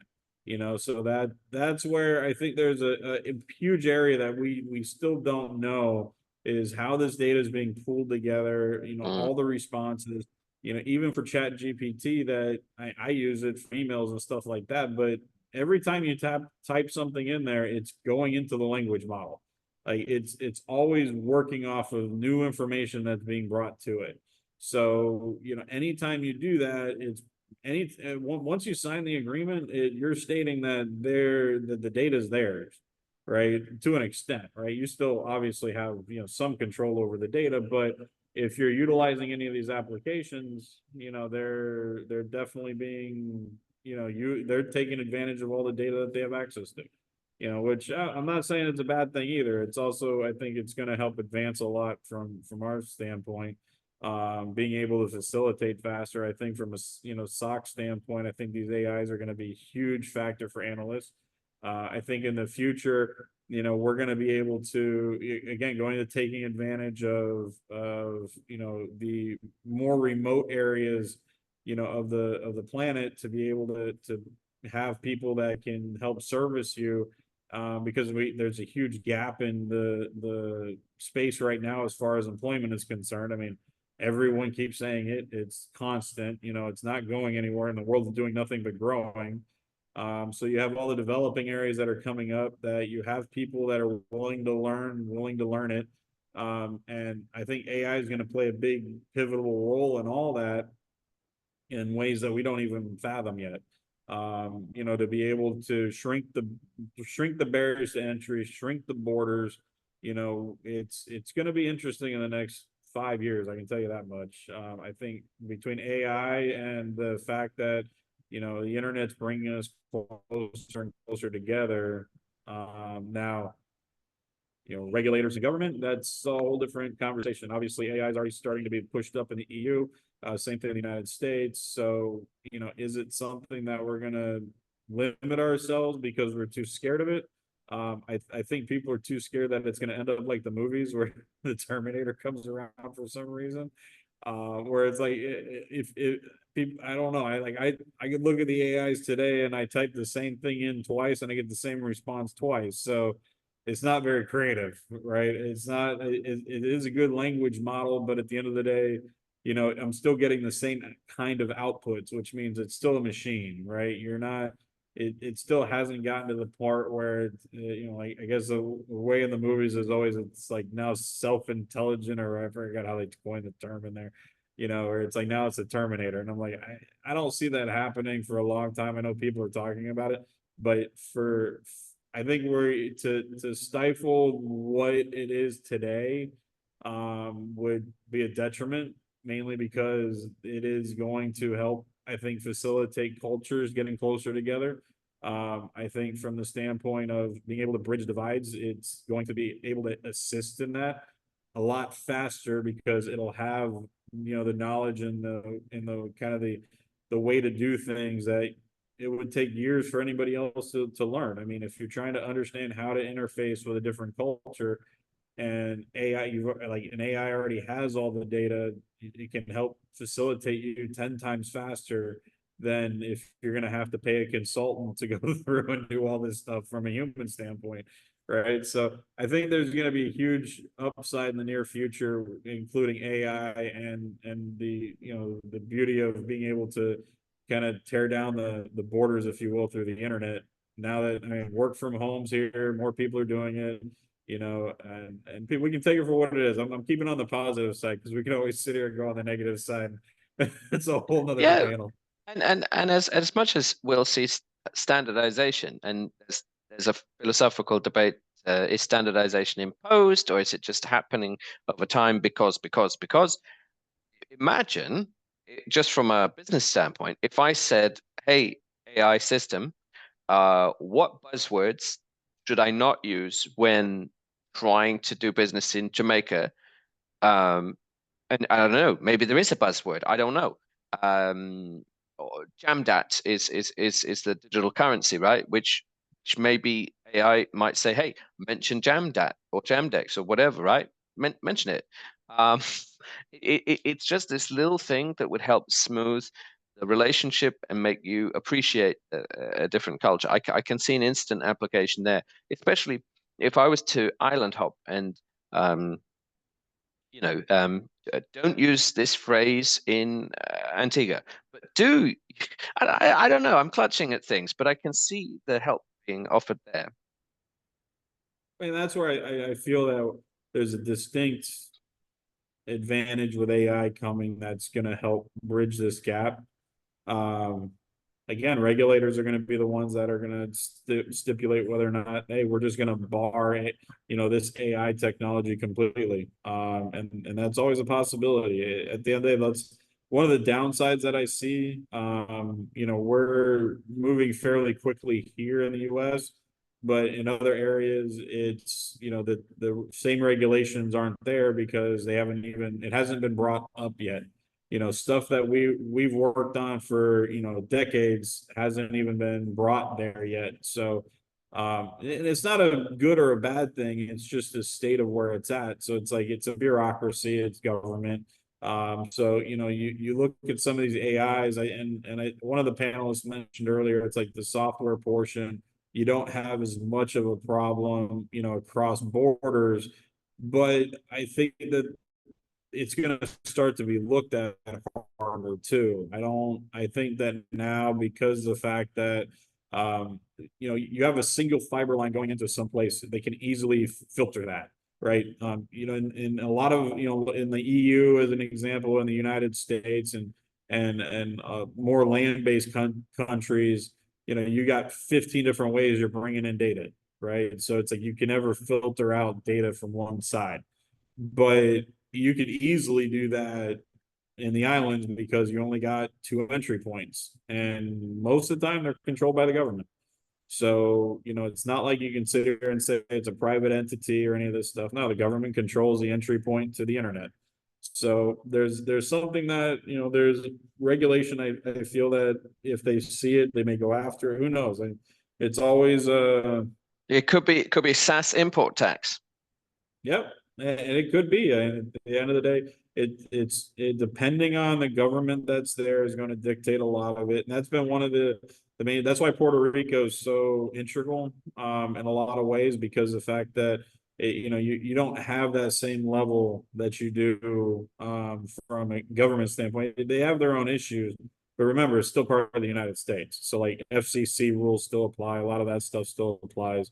You know, unlike if you go to the Bahamas as an example, you know, they have their own regulatory body. Now, some islands abide by the FCC. So they say if the product is verified or the band is already, you know, verified by the FCC for this particular purpose, they'll take that and say, okay, we'll just adapt the same exact rule. But then other countries do it differently. They sit there and they say, well, we're going to kind of go a different direction and we're going to regulate it ourselves. So now we need to do the research into it. And it can become a problem. It can, you know, hamper some business activities. It can hamper technology advancement for the island, unfortunately. But it all depends on to which government's there and how they're gonna adapt to it. And I hadn't considered that, so I'm glad you mentioned it. And in a way, who better to mention it than someone not in the islands, because you've got a bird's eye view. I think that's yeah, we've had to deal with it a little bit. You know, unfortunately, it's dampened some projects that we've had previously because of it, but you know, nothing, you know, it's something where usually you can figure out a workaround. So it's not like it's you know, but the more efficient method is kind of out of reach, you know. So that's where, even with some of the SaaS stuff, it's gonna be interesting over the next, you know, 5 to 10 years on how AI is brought into this, you know, into the conversation, and you know what people are willing to do on that front. Okay. So on that note, I've got to say goodbye. We're over time, but I really did enjoy our session. You know, Christopher, thanks for supporting this event and many others. I'm definitely going to. Pleasure. Well, I'm going to see you in person in May, and I'm sure at some of the other virtual events. But yeah, thanks for shedding a light on this. Thanks for, you know, a slightly different session. You know, it's an interesting geographical combo. So Christopher, I'll give you a virtual round of applause, and I will see you in the audience. Thank you. See you soon. Thanks very much, and yeah, keep the comments coming. If you do intend to chat to us both on our own, then great news. You know, keep selecting host and panelists. But if you want to talk to everyone, please select everyone. You know, you're at an event, we can see you. We're very pleased to have you, and we would like for you to feel welcome. And so let me bring up our next and final panel, because in a way, this panel now is designed to say, what now? What is next? What is new? So I'm inviting back our panelists from before, and if I've made the request to become panelists, please do accept. So Avril.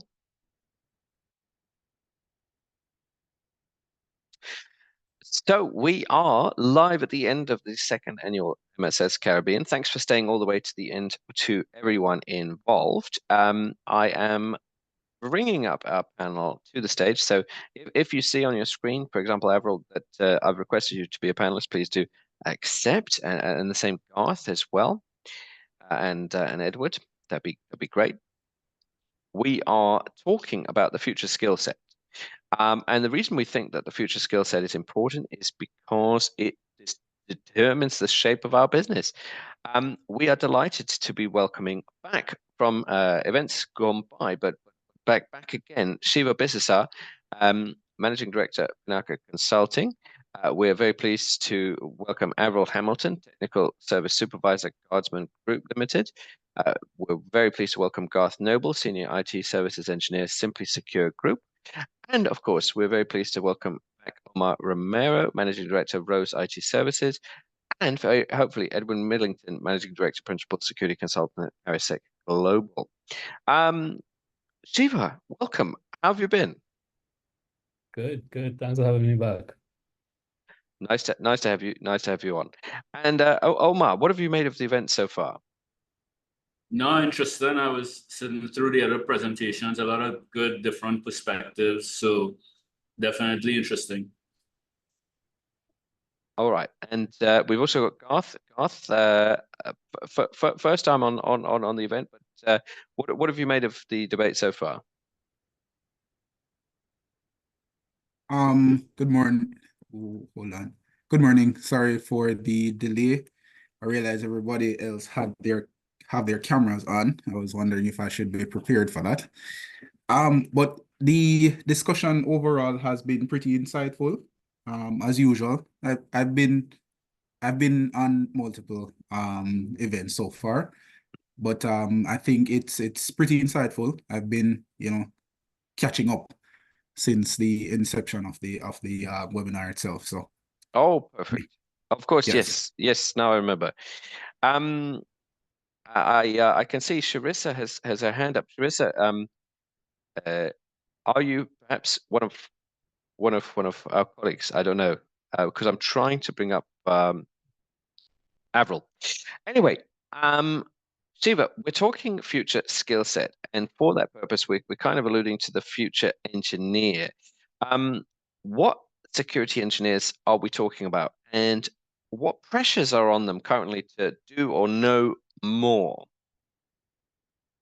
So for the engineers, I would say within the Caribbean market, well, definitely in the Trinidad market, and I would suspect the wider Caribbean as well. We are consumers of technology. We don't build our own solutions. So we are at the mercy of vendor solutions, basically. And whatever is pitched is what is bought. In fact, the RFPs would closely mirror vendor solutions in certain instances. And that, unfortunately, becomes the domain of expertise of the guys who are responsible for maintaining the same. If we are looking to broaden that, if we're looking to look beyond, looking to innovate, looking to expand people's capabilities, we have to think outside of that realm of being responsible for a box, basically, and a specific type of box. That's just my 2 cents on that. No, but that paints a good picture. And Avril, welcome. Hello. We're talking future engineer, and before we get into what that might look like, are there more demands on the engineer to be or know more? We already talked about a super architect, but now when we're thinking about the future engineering skill set, are there pressures? People are busy being great engineers, and then someone said, no, you need now an MBA or something else. Like, what are the pressures on your work, Avril? All right, so on our side in Jamaica, the pressure is to be more innovative. So not necessarily the qualification of an MBA, but having the right skill set to be up with the market, such as the technology. What is your acquired skill in knowing and executing a job based on the demand of the technology to date. Okay, being more innovative, which I think can be a double-edged sword sometimes, can't it? Because you know, someone might say that is innovative, and someone might say that is not innovative. Depends on the pressure they want to exert, which I think demonstrates the question of the future engineer, doesn't it? Garth, let me come to you. I know you've been on many other panels and events in the past. We're not saying super engineer is what people are pushing for, but innovative engineer. What does that really look like, and what sort of pressures?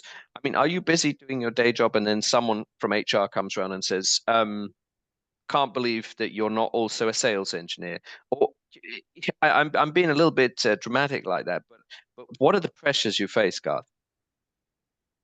The pressures that are faced on a daily is having to rapidly adjust to the various different technologies being used within the environment. That as engineers, we are looked upon as, you know, for being dramatic as well, we're looked upon as saviors of the network. We're supposed to know everything that is needed to actively combat whatever issues that may arise, right? This comes at the cost of us having to do so with limited understanding of certain technologies, which means that we have to be sharp enough to quickly do a quick assessment, just do a bit of reading to get an understanding to effectively go attack that situation and address it properly. So that I would say would be one of the major things that, you know, us as engineers have to encounter on a daily.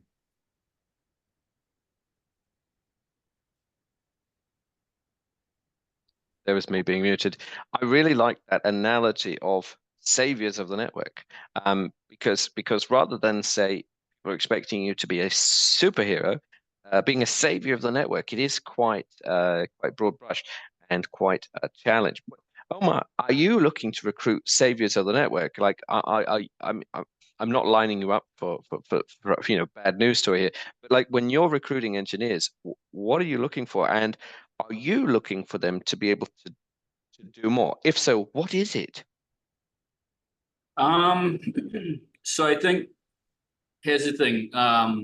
We can talk about hard skills, about technical skills, about certifications, about degrees, which I've noticed a big shift in terms of the way companies think about that hiring in tech, and that is not necessarily how we knew it in terms of doing a 4-year program and getting, you know, skilled up that way, and like the path and the ways to get there are different now.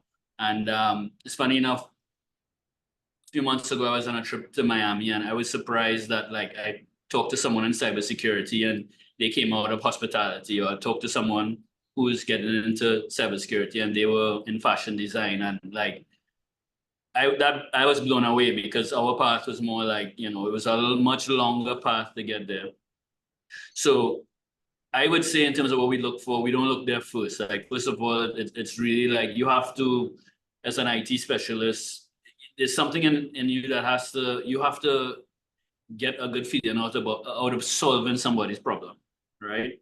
Like, you have to have that in you where, like, okay, someone has a problem, and like it would bother me if I didn't fix that problem, and if I were able to fix that problem, like, I feel good, like I was able to solve that problem for someone. Like that's something which you can't really teach, but if, you know, when you find it and you see it, then that's really, really valuable. Wanting to learn and understand new technologies, wanting to be creative about solutions, and just moreover having those soft skills.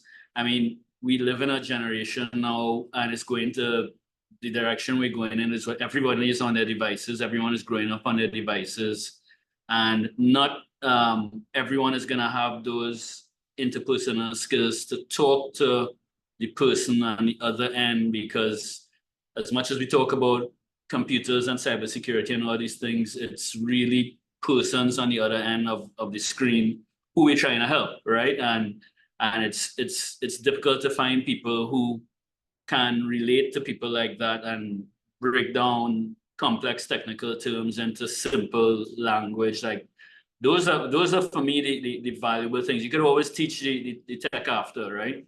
But I think those are the things in terms of in the future, those are the skills that will become more valuable. Which I think is a different approach than, let's say, the super architect panel, because that curiosity is what you're looking for. That is the extra skill set. I want to solve a problem. Whereas we know, well, there are savant type people out there who are geniuses, and they're beautiful people, and they work on a specific challenge. Perfect. However, maybe in this subset, what the super engineer or the savior engineer is the one that wants to help. Shiva, let me come to you, because I remember in our pre-call you mentioned maybe there's another kind of extra skill when we're talking about what's pushed on the engineer to do more. Do you think we're asking engineers to now prepare to manage risk through a governance structure? Is that the other side to tomorrow's engineer? Yeah, so I think Omar mentioned some of it as well with respect to the softer skills, developing those set of softer skills. The domain is not necessarily a piece of hardware that you're responsible for. The domain is more expansive than that. For example, if you're troubleshooting a problem, you need to write to a vendor, you need to justify what you are seeing. It may conflict with the vendor and what they are saying the functionality should be within that system. So you need to expand on those capabilities to convince persons outside of your domain.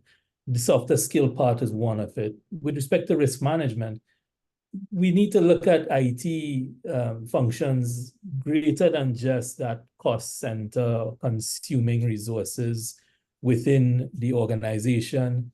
IT is really facilitating your revenue growth. It's facilitating your revenue. IT security is protecting your revenue. So we really need a change in mindset from the higher ups and the organizational structure to reflect that change as well, of more of a risk management approach to IT and information security. And then that, of course, impacts the engineers and how they view themselves and how they view what they need to deliver within the organization. The quicker they learn that it's not just maintaining a network, it's not just maintaining a system, it is at contribution to the growth and the survivability and the progress and the sustenance of that company. And even beyond companies, there's a role to play in the ecosystem of organizations. One domino falls and it could take down everybody else. So there is that entrenched feeling that they need to have of that responsibility for that organizational domain and the wider ecosystem to protecting networks, for example. And so that ecosystem approach, that systems thinking approach, and I know that maybe this isn't like a business panel, but Lean Six Sigma, constant improvement versus systems thinking. It's a debate that we might have on another panel. But I feel there is something to it, being able to have a bird's eye view on risk management, in addition to all of those nice certs that people seem to want them to have, or they spend lots of money and time doing. Avril, are you finding that encouragement? So not only do you have to provide these certs, but you have to, in a way, see yourself as a risk manager. Yes, you have to see yourself as a risk manager because you have other key stakeholders involved with the execution of your work. Being a risk manager, you need to analyze whether being a super architect at the moment, based on the job that you're doing, will be more valuable to the organization than just being systematic. So I would say yes. And so do you think that organizations are realizing they need a governance structure for that? Because otherwise you're going to say, oh, engineers, be more risk-based, and they say, yes, okay, fantastic. I thought, and they went, let me stop you there. You're not supposed to think. You're supposed to do. And do you know what I mean? I know that's a bit mean, but without a good governance structure where we encourage engineers to speak up as well, or is it actually okay? Am I creating a phantom problem that doesn't exist, Avril? What do you think? Sorry for the noise in the background.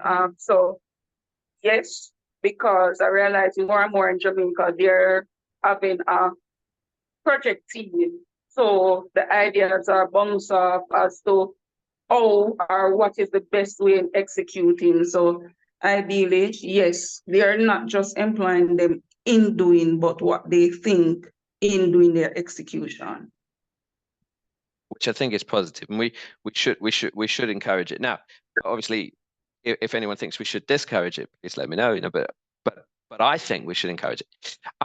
But Garth, does that mean does that mean that we should does that mean that the role of the engineer will shift as people work on project teams more and more? On our side, sorry, go ahead. Yeah, the role of the engineer is ever changing. There isn't one set template that you would have to work with. You will, when you come on, the idea is to be as flexible as possible, consume as much knowledge, be able to spread as wide as necessary, while still maintaining the right coverage for protecting the network accordingly. So you most definitely have to be flexible as an engineer in order to be able to function in this IT environment. Which I think is kind of the main thrust, because when we started this event, I reiterated the same mantra. It's not a real mantra, but it's the same spiel that we do for all the other MSS events. We combine an MSS, MSP, and customer community, and we want to say, how can they work more effectively and securely together? One question in all of those events is always, is this in the level of engineering? And that's why we asked this. But Omar, do you want to see a different governance structure where engineers not just have a seat at the table, but do more engineer to engineer communication? Because in the past, people have said, I don't want my engineers talking to the end customers' engineers because they might agree to something that I didn't say they should. I know that's a kind of a tongue-in-cheek way to look at it, but Omar, should we encourage that type of communication? No, definitely, because remember, if you have an engineer within your organization and that person is representing your organization and has the full understanding of what's under the hood, this is the person you want to basically interface when you have to deal with outside vendors, because that's why that's another thing that is often overlooked. Like if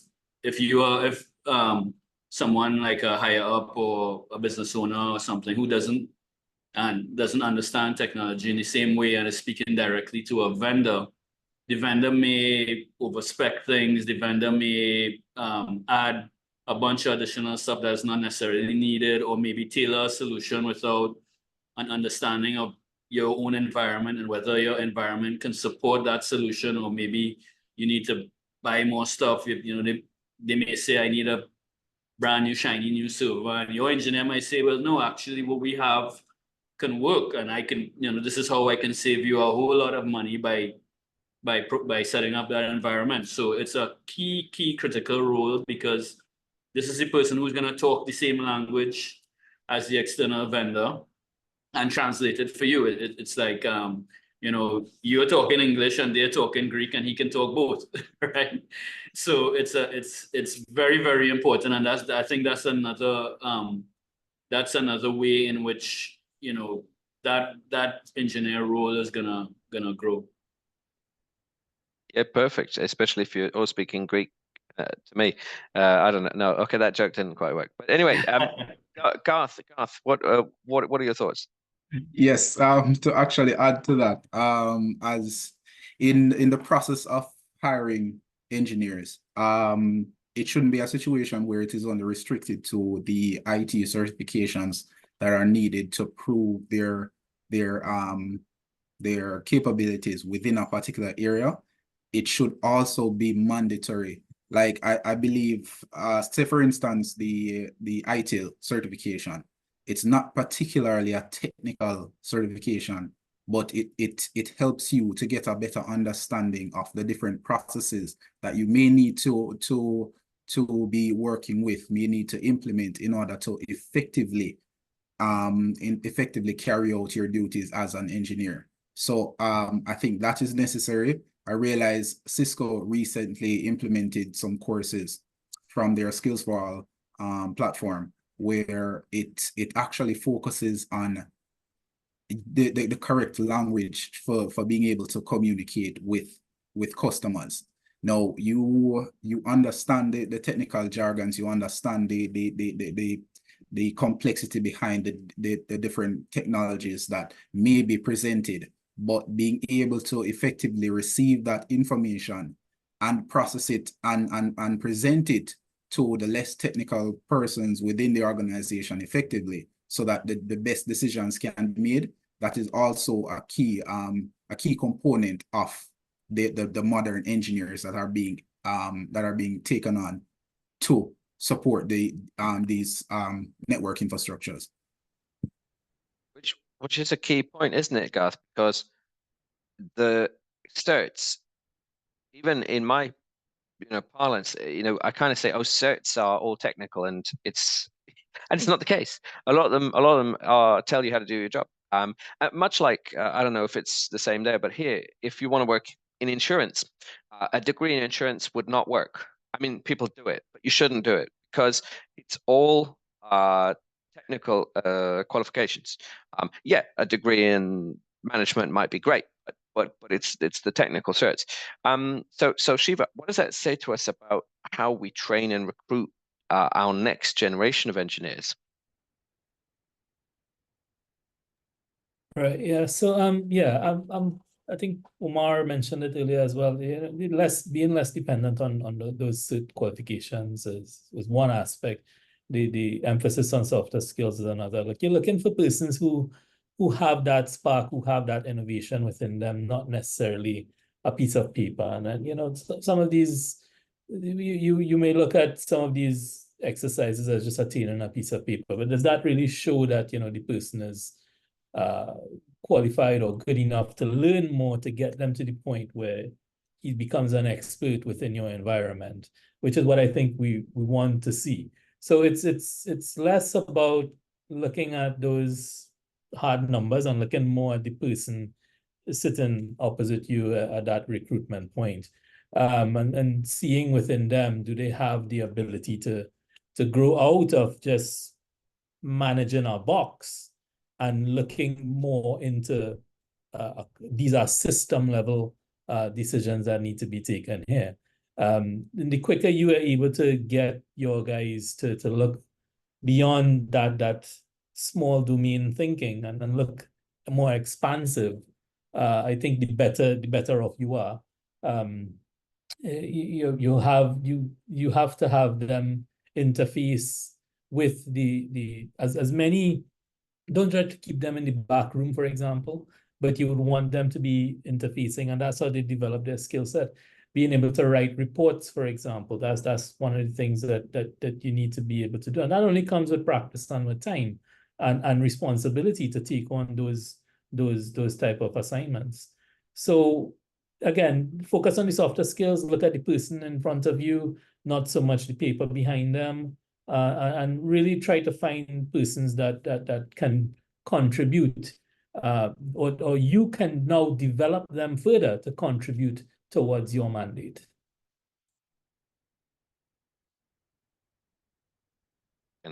Which of course is a force multiplier, because I mean, and that's why there's a degree of coaching with every new hire.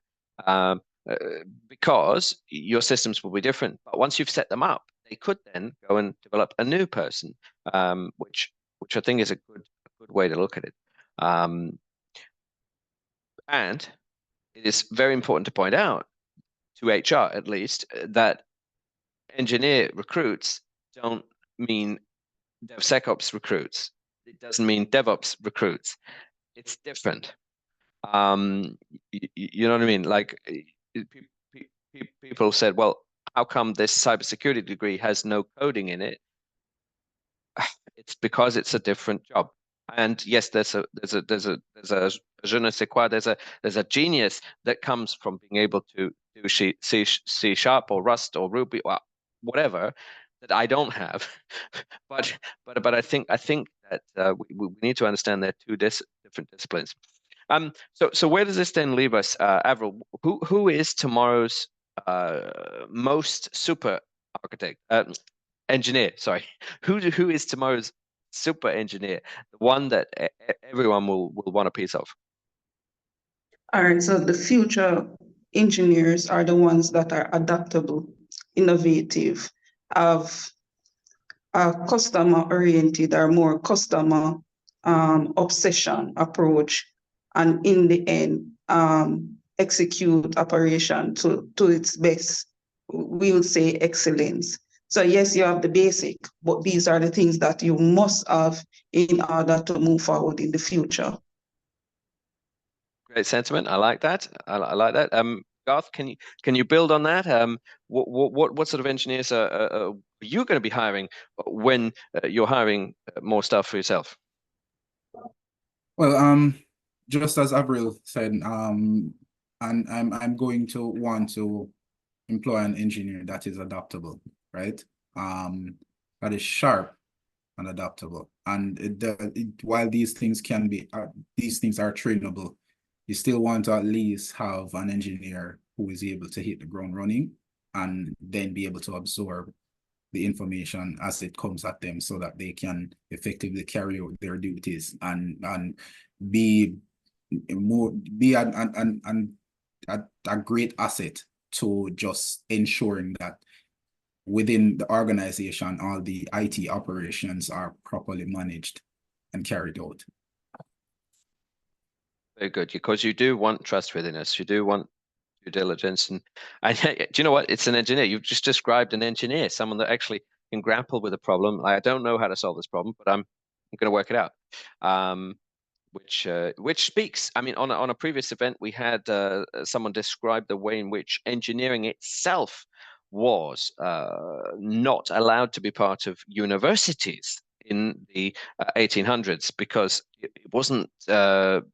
It was new, you know. It was anyway.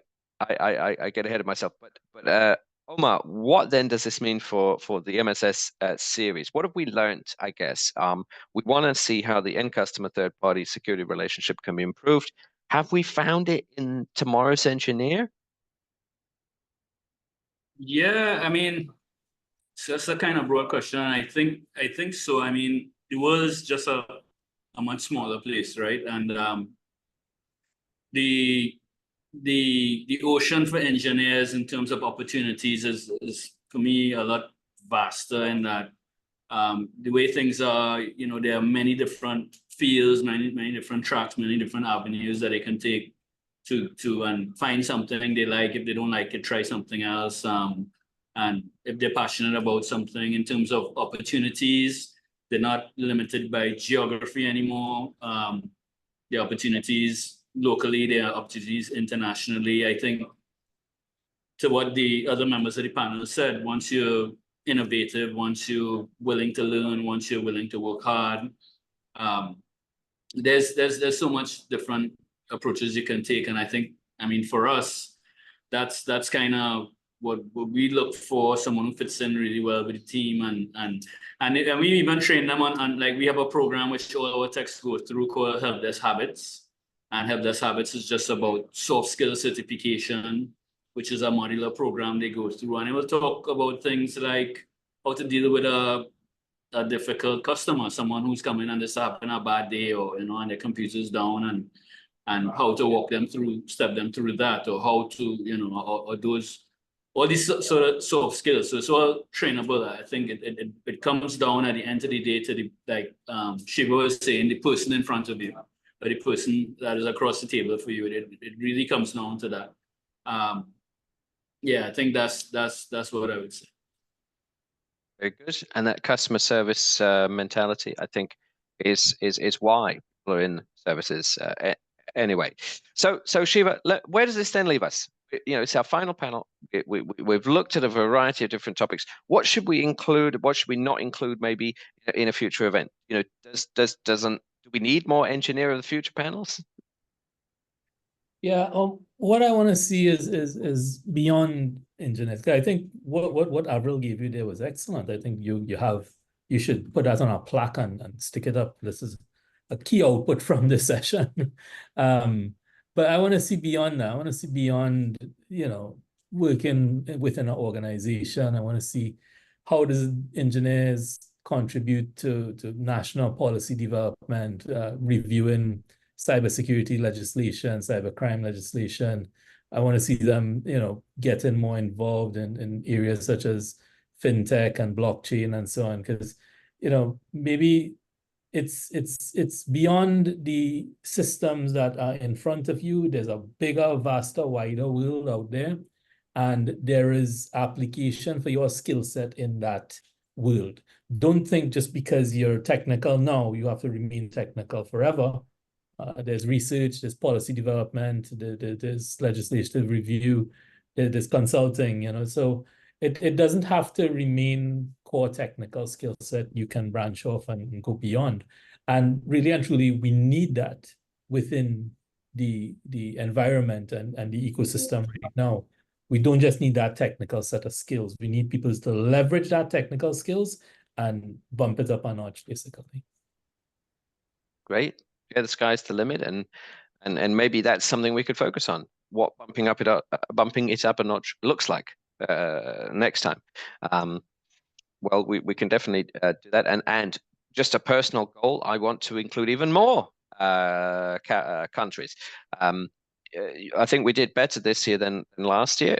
Some of the smaller islands, which was really good news. But maybe next time we'll include more colleagues. Omar, you just wanted to let people know how they can get in touch, because I know you also run an event. And yeah, we didn't ask you about how to get in touch. Just earlier, because I had a session before. So, you know, I mean, if you're interested in reaching out, it's Rose IT Services Limited. It's rose-it.com, www. And Rose ITSL on social media platforms. So if anybody wants to reach us after that, yeah, that's good. Because yeah, that's what we do want to do. Much as Junior and Anthony are making more friends for the ISC West, not West, IC Squared chapter. I think that is really good. ISC West is an event happening in a couple of weeks in Vegas, so I've got that on the mind. But good. All right. I appreciate it is the final panel, right? So next time I commit to bringing you all onto an earlier panel in the day. Don't worry. But I like this because we can distill a lot of the thoughts from the day. So Omar, Shiva, Avril, and Garth, thanks very much for coming on, being such great panelists. I hope to welcome you, you know, of course, also to some of our other events that are virtual for the States. You're very welcome, of course. And I want to continue the collaboration. Big virtual round of applause, and I'll put you back in the audience. Thanks very much. And yes, please keep the comments coming. And also, please make a post. I can see that one of my colleagues has made a post on LinkedIn, which is great news. It spreads the word. It gets the community going. And I really do appreciate everything that people are doing for this community. So we are now at the end of the second annual MSS Caribbean, and we are, as ever, grateful to our very kind supporters, Galactic Technology Group. You saw Christopher Huss a little bit earlier today. Please link with him. Hack DevNet, Mike Gerdiker, who does lots of courses on Udemy. Please do link with him. And 360 SOC, you saw Chris Ichelson, who's looking to make new friends and partners in the Caribbean. Please do link with him. But I've enjoyed this. I think next year maybe we can make it longer. maybe make it longer. Maybe have more country exposés. Maybe, I don't know, spotlight on Belize or spotlight on the BVI. I don't know. Answers on a postcard. Very, very, very eager to have your input on that. But yeah, thanks very much for coming on. This is an event. We can see that you're here. Okay. So to the people who have stayed to the very, very, very end, you're very committed. Thank you very much. Thank you to Anastasia, Anya, to Yara, Garth, Liana, Omar, Sharissa, Vincent. You've come not just to the end, but over time. So that demonstrates commitment, and I'm very grateful that you are still here. So give yourselves a round of applause as well. You are very welcome to come and join us in person if you would like in the States on the 9th of May in DC. We're hosted by Fannie Mae. And on the 15th of August in Phoenix, we're there in person in the Hyatt Regency Phoenix, which we also run in collaboration with Phoenix Nap. Many of you might also know Phoenix Nap. You're very welcome over this side of the pond as and when you want. But yes, please do keep in touch. Some people said, what about the recordings? And in fact, if you could subscribe to our YouTube channel, that's where the full recording will be. I've put that in the chat. Can you see it there? And I added some pictures to our Twitter account already. Some nice screenshots going on. So just as we're encouraging you to make friends with other people on the panel, so we would like you to connect with us and to remain connected with the MSS network. You can see behind me, we have the MSS network. I have it strategically placed directly behind my head. So thank you very much, everyone. It's been lovely having you on. I appreciate you staying all the way till the end. And I very much looking forward to seeing you again soon. Thank you, Sharissa. Thank you very much. I really appreciate all your help and support. So yeah, please do subscribe to the YouTube channel and see what we've done on Twitter. Thanks, Omar. When I close this, it will all close down. So please do grab those links before I go. And yeah, I look forward to slowly but surely meeting you in person as well. Thanks very much, and have a good afternoon.